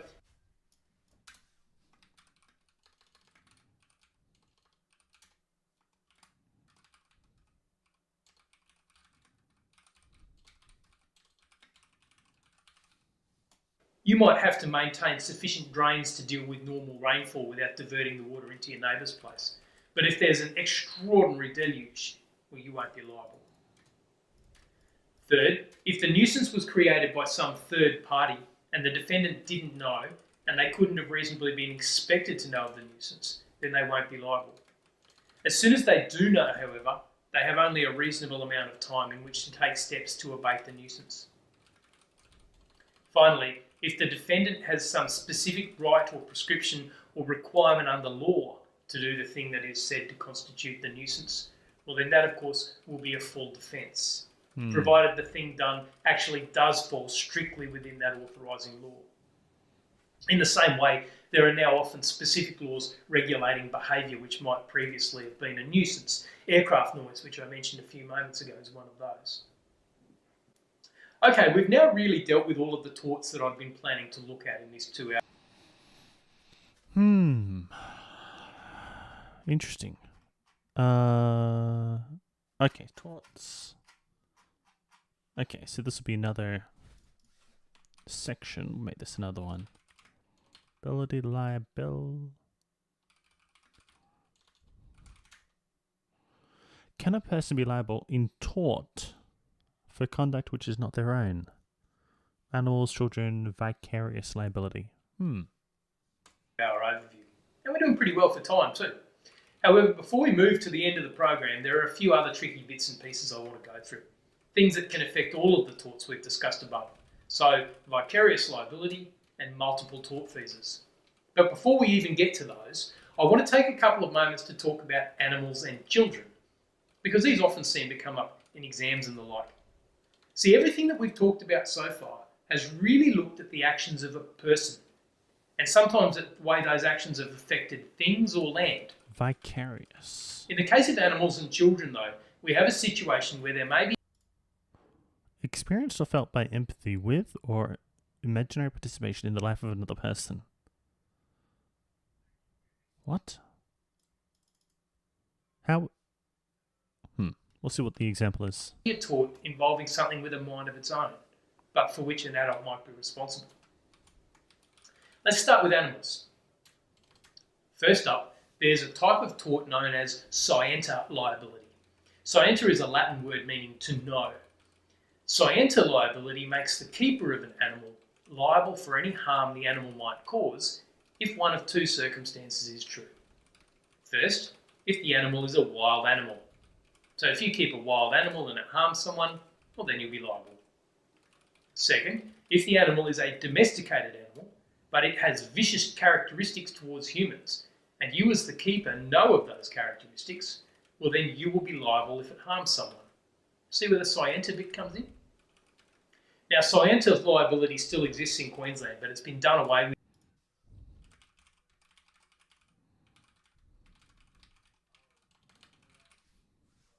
in a number of other jurisdictions. So please check your local laws. So keeping wild animals or animals Important. May vary by jurisdiction. with a vicious streak requires a lot of care. Next, there are some very specific rules in each state and territory regarding dogs. All states make dog owners, or those in charge of a dog, strictly liable for any harm the dog might do. That means it doesn't matter whether you intended to allow the dog to do harm or not. The wording varies from state to state. In Queensland, the rule is that it's an offence if you don't take reasonable steps to ensure that a dog does not attack or cause fear to a person. Now that's an interesting situation, isn't it? Who's been out for a run or a ride or in the park and suddenly an off-leash dog being walked by one of those idiots who doesn't want to obey the rules comes rushing at you? The owner happily sings out, "Don't worry, he won't hurt you," but by that time you're already looking for a tree to climb. Well, whether the dog attacks or not, the offence has already been committed. There are exceptions, of course, for dogs like police dogs, whose very business is to be mean and scary. But setting aside those exceptions, someone who's in control of a dog needs to stop that dog from causing harm or fear. There are also, in each state and territory, specific rules for breeds of dog which have been declared dangerous, and also for individual dogs which have been declared to be dangerous. Let's now think about children. As in other parts of the law, children occupy a really weird, ambiguous position because they don't have full legal personality, but they're still subject to the law. So the rules are often inconsistent and a little bit strange. Most of the torts we've discussed in this lecture have required either intention or recklessness in relation to an act. They haven't usually required intention of a particular harm, just intention of the act. And so if a child is able to understand the act that causes a tort, even if they're not able to understand the gravity of the harm they might be causing, well, they're liable. So the test is whether the minor was sufficiently able to form the intention of conducting whatever act.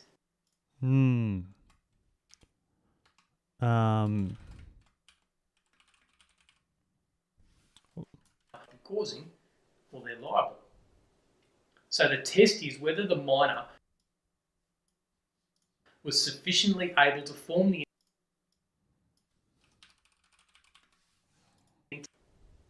So the test is whether the minor was sufficiently able to form the intention of conducting whatever act caused the harm.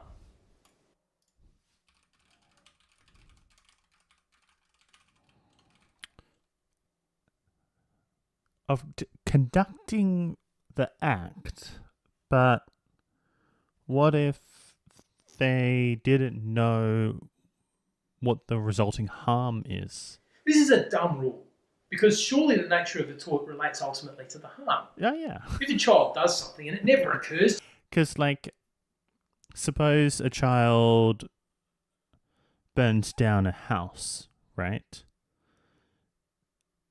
And the standard is the minor sufficiently able to form the intention of conducting whatever act caused the harm. So just the act might be striking matches and lighting curtains on fire, but maybe they aren't capable of understanding that it could lead to the entire house being burned down, right? to them that their action might hurt anyone, well, how do we say that they start in the same position as an adult? Now, lots of people believe that parents are responsible for their children's liabilities in tort. That's not actually so. And that's one of the reasons that so few people sue children in tort. It's much more likely that an injured person will just sue the parents or whoever was in charge of the child for negligence. The bottom line, though, is that a child can be liable in tort. We're going to turn now to a mind-bending little concept called vicarious liability. Vicarious liability is a situation where one person or entity can be responsible for torts committed by others.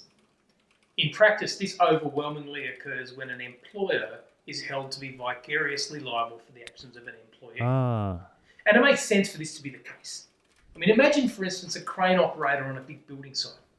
That operator might not be making an awful lot of money, just a working person doing their job. But the equipment they're lifting might be worth millions of dollars. Right. If they were personally at risk for any harm to those goods, well, who'd take the job? Realistically, it's employers that carry the insurance for such things, and employers who make the contract with the client, and therefore it's employers who bear the liability, either alone or jointly with the employee. But especially in these days of the gig economy, how do we know when someone's actually an employee? I mean, it's become pretty common for companies to insist that people filling staff roles within their organisation should actually become contractors. The court hasn't actually set out a single test to determine whether somebody is an employee or a contractor.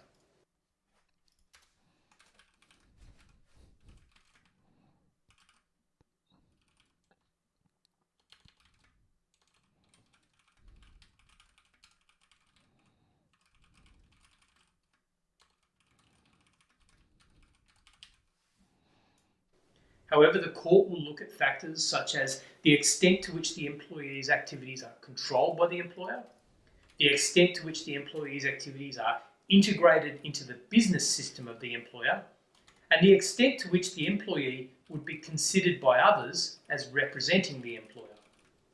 The more that it seems a person is integrated in the business activities or subject to the control of the employer or representing the employer, the more likely it is that they will be considered an employee for the purposes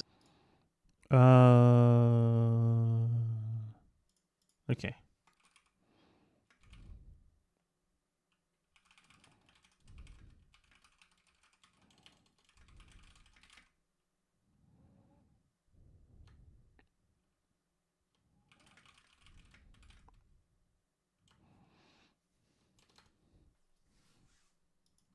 of vicarious liability, regardless of how the employer and employee themselves characterise their relationship. Okay, let's assume there is an employer-employee relationship. That's not yet enough for vicarious liability. Next, we need to establish that the tort has happened in the course of employment.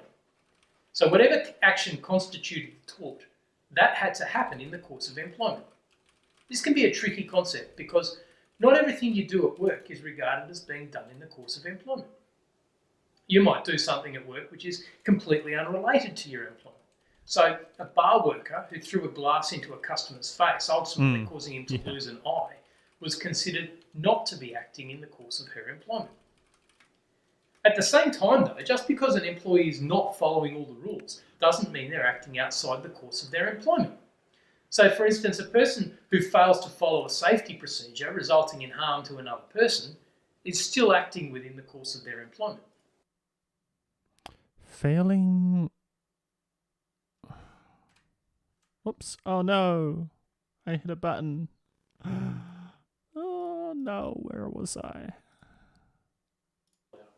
To the control of how the vicarious liability themselves vicarious liability, it is that they will be considered an employee for the purposes of vicarious liability, regardless of how the employer and employee themselves character.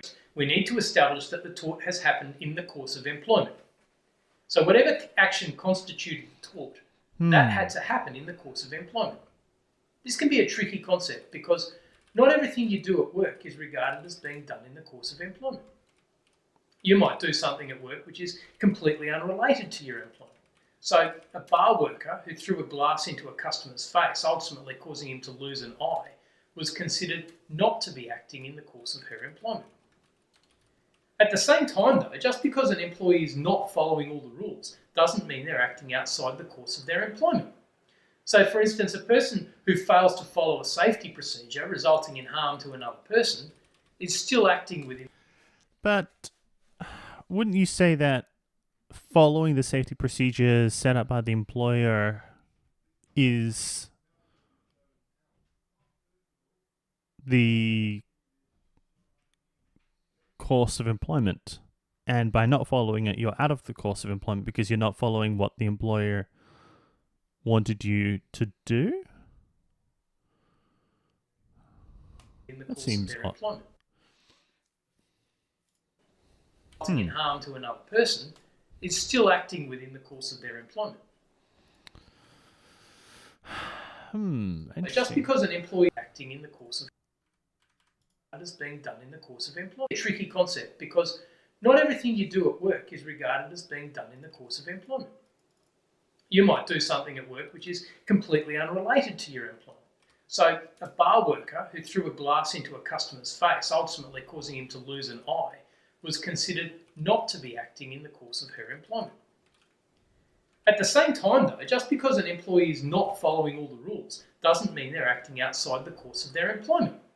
So for instance, a person who fails to follow a safety procedure resulting in harm to another person is still acting within the course of their employment. That seems intuitively wrong to me.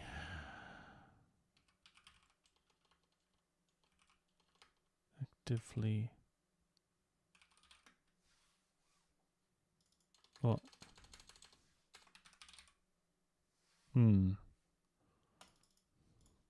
Finally, before moving on from vicarious liability, it's important to point out that because vicarious liability happens in the course of employment, it very often happens in the workplace. And we now have comprehensive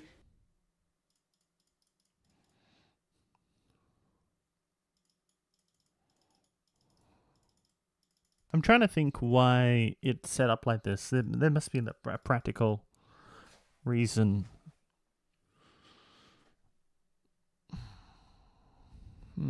nationwide workplace health and safety law. Because vicarious liability happens in the course of employment, it very often happens in the workplace. And we now have comprehensive nationwide workplace health and safety laws, which also provide for the responsibility of employers and employees for the safety of others in their workplace. So often you won't be looking to tort law at all. Okay, in all of our discussions to this point, with the exception of the economic tort of conspiracy, we've pretty much assumed that there was one tortfeasor causing the harm. In the real world, however, it's often not like that. If there's more than one person involved in committing a harm, we need a way for the victim to be able to take action against all of them. And we also need a way to divide up the liability between them. We split these multiple tortfeasor situations into two types: joint tortfeasors and several tortfeasors. Let's look at each of those now. Joint tortfeasors are in on it together. They've basically formed a team to carry out whatever conduct formed the tort. I mean, we've just been talking about one obvious form of joint liability, and that's vicarious liability. If you have an employer and an employee and conduct which occurred in the employment, well, they're all pretty clearly on the same team, aren't they? We've also run into another good example. Remember Mearing and Graham White Aviation? That's the one where the boss was interviewing an employee in a... Internet? Still streaming. Interesting. Interesting.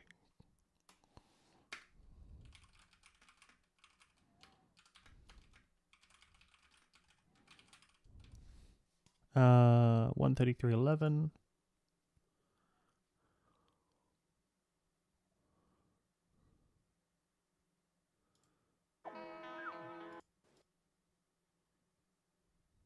team. That's him from escaping. Now you can see in a locked room with the goon squad outside to prevent him from escaping. Now you can see there that they were all acting as a team. They had a plan, they executed it. So even setting aside the fact that they were employees, they were joint tortfeasors because they were all part of a team committing the same tort. Now even though there's more than one tortfeasor, each tortfeasor is responsible initially for the whole harm and the whole remedy. So you can't just say, well, there were 4 of us, so I'm only paying a quarter. So you want to make sure you choose your conspirators carefully, hopefully rich ones. However, with joint tortfeasors, once one party has paid the remedy, the liability of all parties is extinguished. So everybody's liable for the whole amount, but once that amount has been paid by someone, everybody's liability is discharged. Now, we say that there have been several tortfeasors when the actions of 2 or more tortfeasors have combined to cause the harm, but where they haven't been part of the same team, and there hasn't been any joint plan between them. Let me go back. Haven't been part.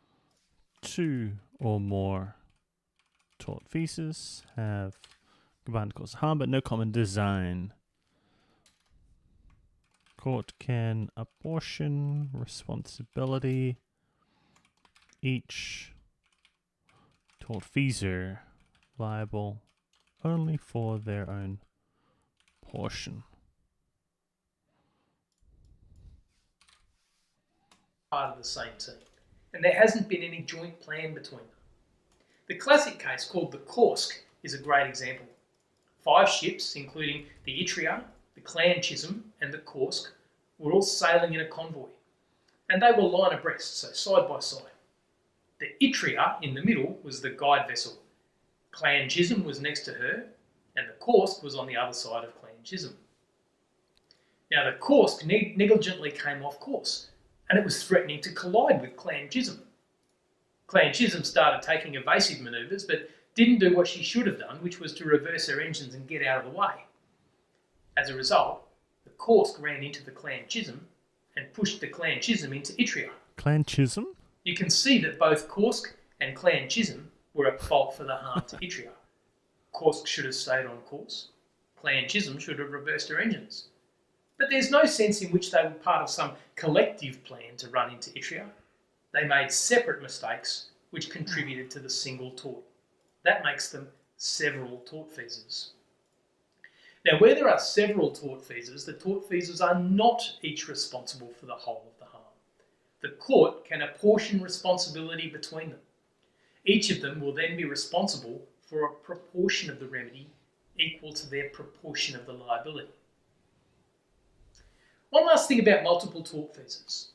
Sometimes the plaintiff might only sue one tortfeasor, but that tortfeasor might consider that others were also responsible for the tort.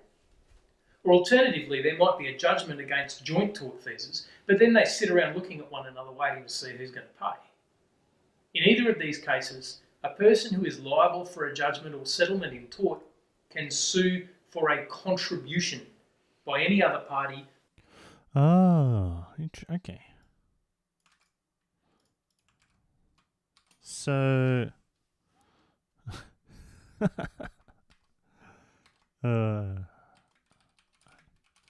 tortfeasor may sue for other tortfeasors to pay a share. Who would also have been found liable had they been sued. So this includes joint tortfeasors who actually did get sued and parties who perhaps should have been sued but weren't.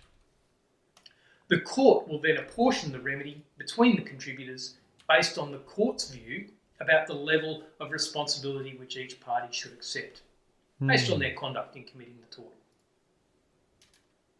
All right, now all of a sudden we come to the last substantive section of our 2-hour intentional torts course. We're going to finish by talking about remedies. About time, some of you will be saying. I mean, it's kind of odd in one sense, isn't it, that I've talked about all these different torts without really talking about remedies. We have talked about the self-help remedies that are contemptuous damages, injunction. Whoops. Injunction. without really talking about remedies.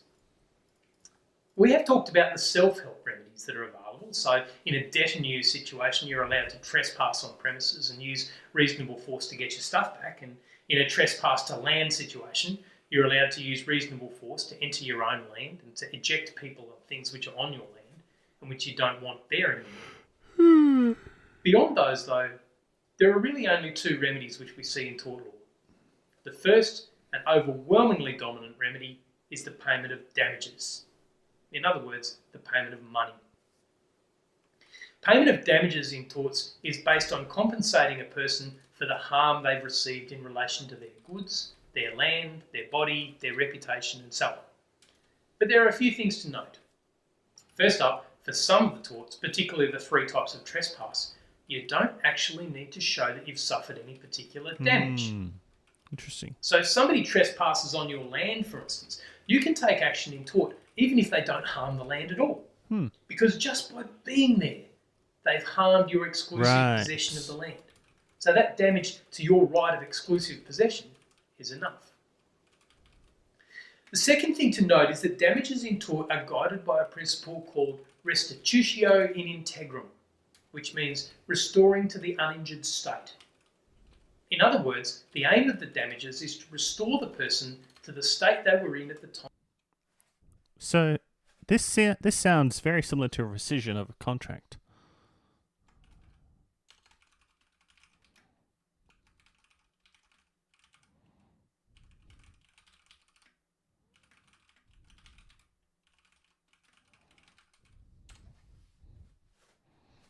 At the date of the tort, damages are calculated at the date of the tort. Okay. Time of the tort. So damages are calculated as at the date of the tort, and then interest might be added. This is different to damages in contract law, where the court will also consider expectation damages or the loss of a profit. So damages are calculated in contract law at the date of the judgment. Don't get confused. In tort law, damages are calculated at the date of the tort. In contract law, they're calculated at the date of the judgment.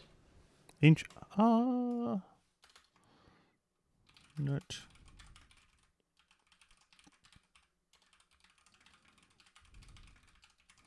Hold on. Maybe my notes. I feel like my notes are wrong because I thought it was at the date of the. Let me check.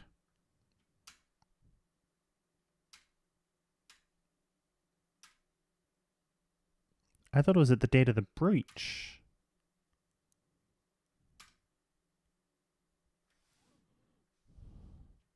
Calculated the date of the breach, not the date of the trial.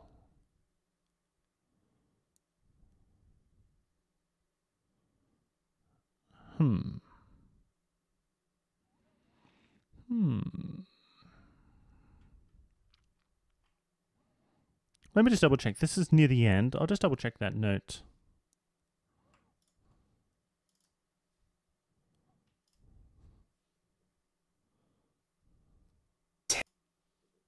Oh, this is a lot louder.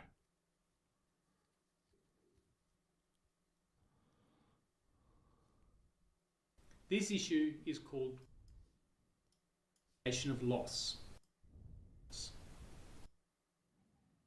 Restitution. Any contract. Oh, okay. Damages are back here.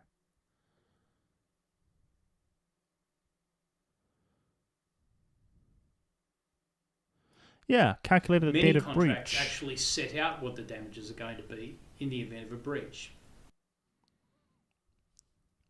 Whereas here, Contract law, they're calculated at the date of the judgment. date of the judgment. Date of the breach. Hmm.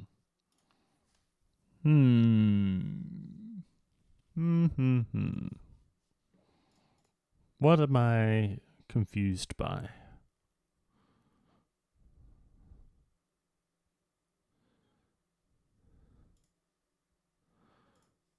Hmm.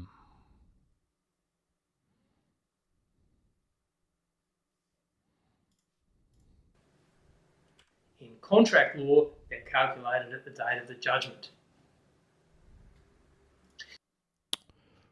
We can leave a comment. Maybe I'll leave a comment and ask. I wonder if he actually responds to questions. What if he has time? Yeah.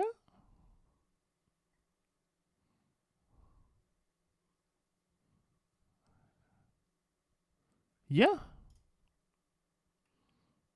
Yeah, he might actually answer. Okay, but we should make an effort to actually figure it out for ourselves. Right. Australian law, contract law, when are damages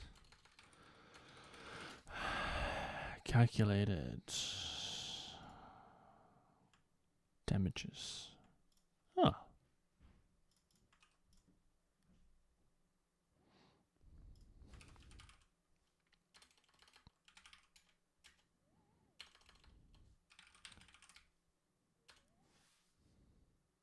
Yeah.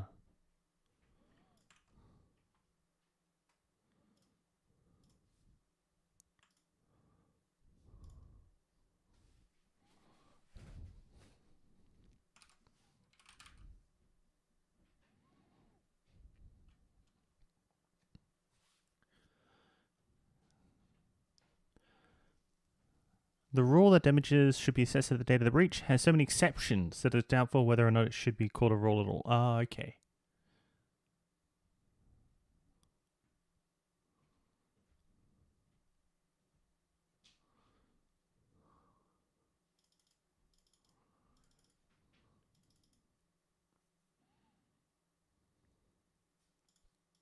In addition,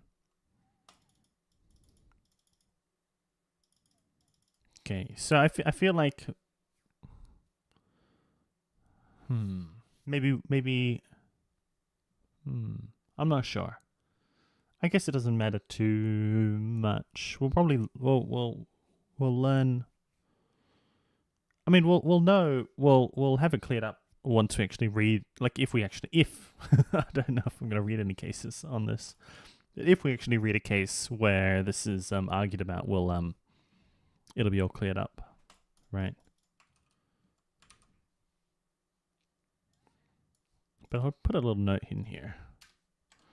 Note: this seems to be different to my notes in contract law, which says the damages are calculated date of the breach.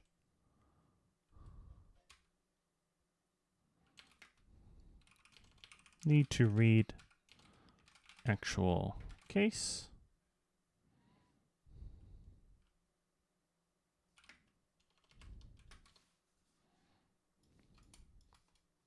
however, sometimes the court will award what are called exempt.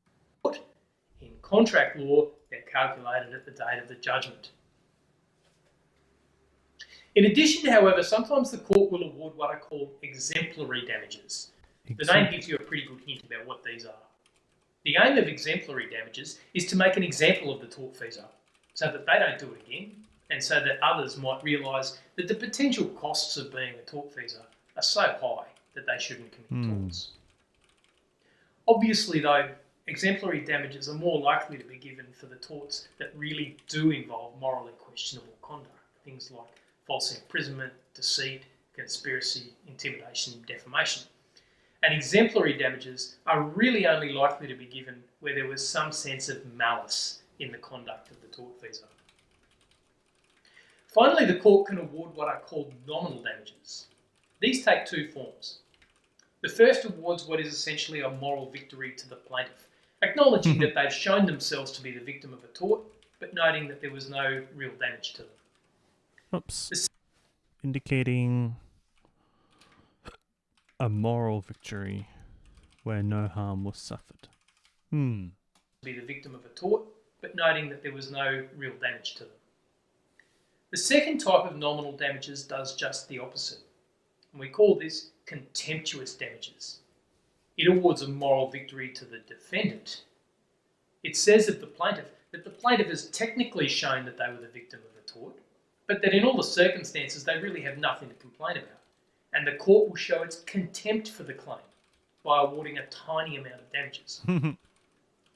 Perhaps the most famous case of contemptuous damages was Dering and Uris. Władysław Dering was a doctor who worked in the Auschwitz concentration camp in the Second World War, where he carried out unlawful experimental medical procedures on Jewish prisoners. After the war, Leon Uris, a very famous author, wrote a book called Exodus about the foundation of modern Israel. In that book, he called out Dering. Dering sued for libel. Now, in those days in the UK, truth on its own was not a full defence to libel. In the trial, Uris brought forward other doctors who'd been at Auschwitz, including the amazing Dr. Adelaide Hoytwal. If any of you want to learn about a truly amazing woman, look her up. She refused to perform improper surgeries, both at Auschwitz and the infamous Birkenau concentration camps. After hearing Dr. Hoytwal's story, the jury found for Dering, including the amazing Dr. Adelaide Hoytwal. If any of you want to learn about a truly amazing woman, look her up. She refused to perform improper surgeries, both at Auschwitz and the infamous Birkenau concentration camps. After hearing Dr. Hoytwal's story, the jury found for Dering, because he had technically been libelled, but the jury awarded him 1 halfpenny in damages, the smallest coin of the realm. Contemptuous damages indeed. Uris then wrote a wonderful fictionalised account in a novel called QB7, which stands for Queen's Bench Court 7. Every young lawyer should read that novel. Finally, other than damages, a plaintiff QB7. Uris then wrote a wonderful fictionalised account in a novel called QB7, which stands for Queen's Bench Court 7. Every young lawyer should read that novel. Finally, other than damages, a plaintiff can seek an injunction. You've probably run into injunctions previously in your studies.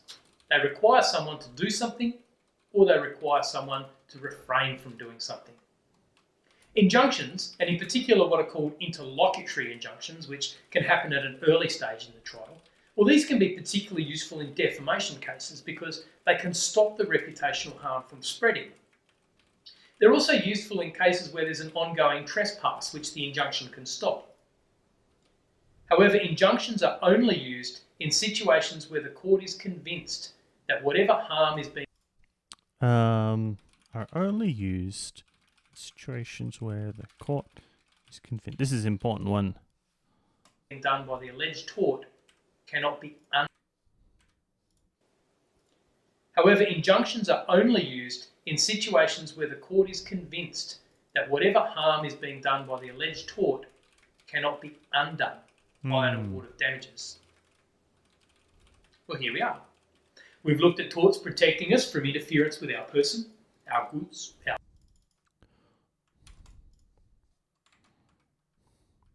This is, I mean, I've heard preliminary injunction being raised a lot in US politics.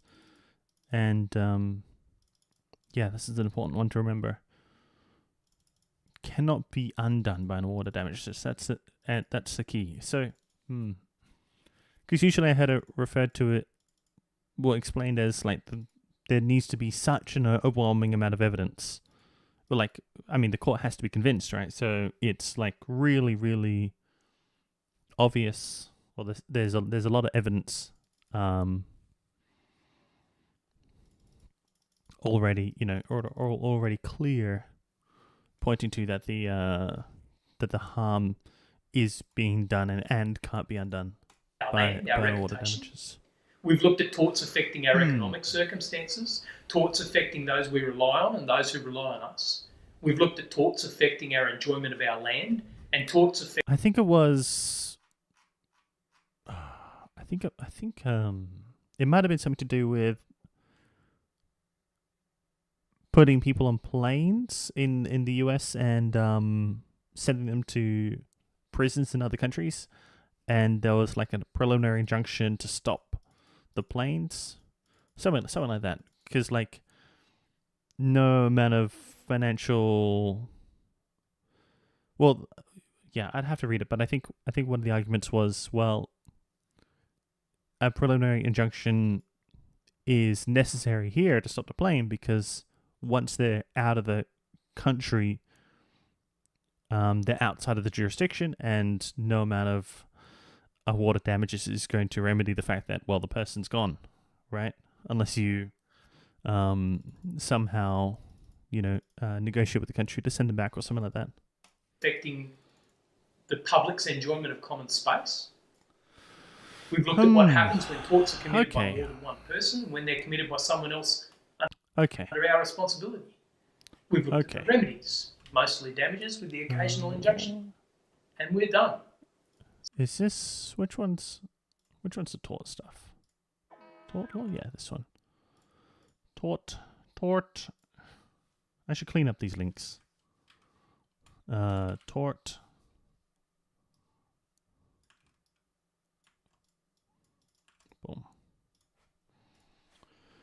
Boom. Contract law. Boom. Did that not work? Why didn't that work? Paste. What? Does it only do it with one? No. Why didn't that work? Oh. Copy. Paste. There we go. Okay. Before we finish today, let's do some multiple choice questions. 3 uploads remaining. Oh, I can't endlessly upload.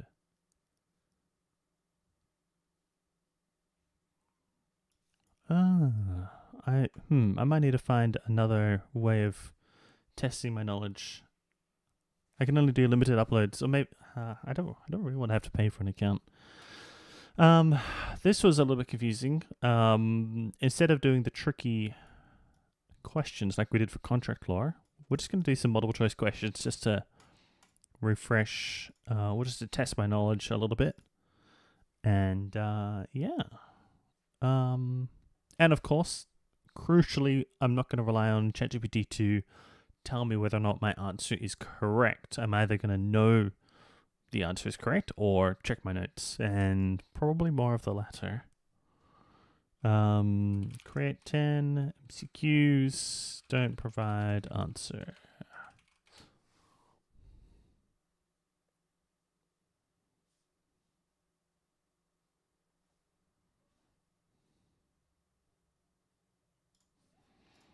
Which of the following best describes the tort of assault?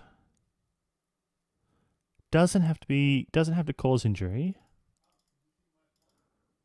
Intentional confinement of a person. Intentional threat of force causing reasonable apprehension. Damage to another person's property. No, it just because battery is actually physical contact. So it's just threat of force causing reasonable apprehension, like pointing a gun, even if the gun is empty. In tort law, battery it doesn't require actual physical injury. Offensive physical interference. So it could literally just be your fingers brushing. Which statement about false imprisonment is correct? Doesn't have to be physically harmed. Doesn't have to be aware of the restraint. Restraint must last. Okay, no. Total restraint is required. Yeah. And so, in the example brought up was someone on the end of a pier was blocked by from going from accessing land via the pier. Wasn't false imprisonment because if they really wanted to get to the land, they could have swam a short way to shore. So yeah, total restraint is required. Which defense may apply to trespass to the person during a sporting event? I forgot what detenue is. No, conversion and detenue I thought are related to goods. And obviously it's not defamation, but consent. If they had limited, mere, no, it's some sort of mere licensee. Let me check. Because yeah, conversion and detenue is to do with goods.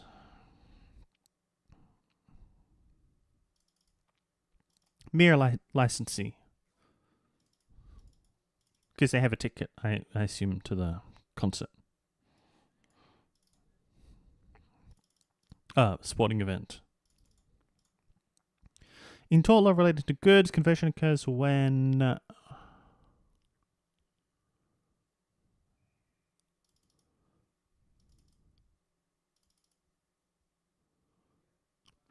possession of goods is fundamentally denied or interfered with. Yeah, this was the confusing one. Intentional acts which fundamentally exclude the plaintiff's possession. Yeah. So, yeah, it would be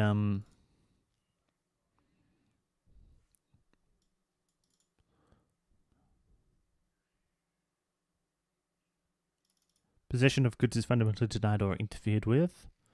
Which of the following is an example of trespass to land? No. Refusing to return borrowed goods? No. Entering land without permission? Failing to perform a contract? Well, it would be entering land without permission.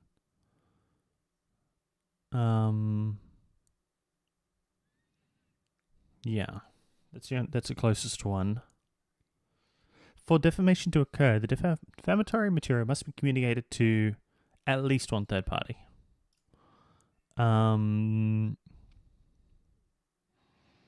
Which defense to defamation applies where the statement is substantially true? Substantial truth. Vicarious liability generally makes employers liable for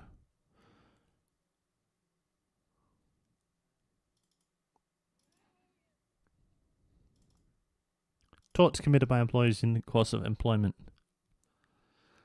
And which remedy is primarily intended to restore the plaintiff to the position they were in before the tort occurred?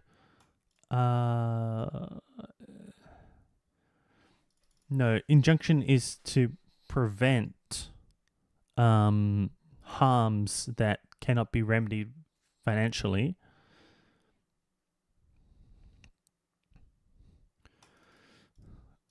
I guess it's damages. But I thought it was this more confusing word.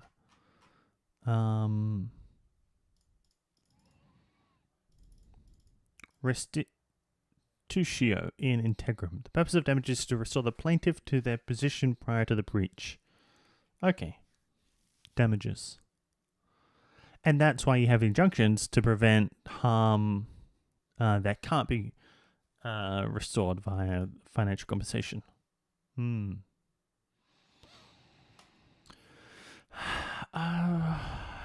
Yeah.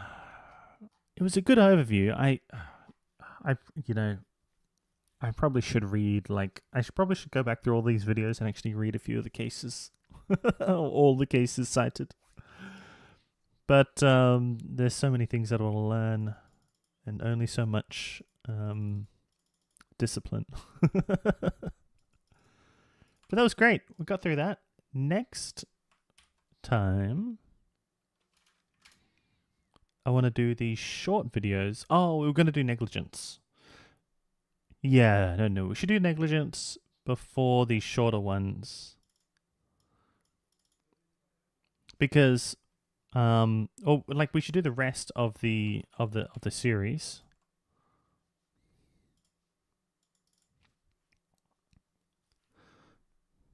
And then actually read a case or two. Yeah. So we'll do negligence. We'll see what this one's about. I'm not preparing for law school, but maybe there's some useful info in there. Crim and corporation. So we'll do these 4.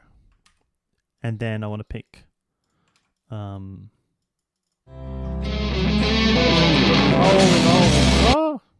Wow. One of those was very loud. Okay, I'm going to add the links off stream. That was good. That was good fun.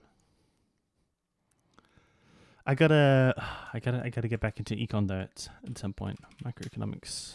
Yeah, I really need to do some cleanup work of just like detailing out all the core concepts and like a brief summary and an example of each concept that I actually want to remember. I think I remember basically everything of the core, all of the core concepts except for, I don't really understand this, the angle curve stuff. But everything else, and quantum isocost. But everything else so far, yeah, not too bad. All right, that's it for today. That was fun. Hopefully you enjoyed some taught lore. And I'll do another review of this in a couple of days before it slips out of my memory, and hopefully I'll lock it in. All right, catch you later.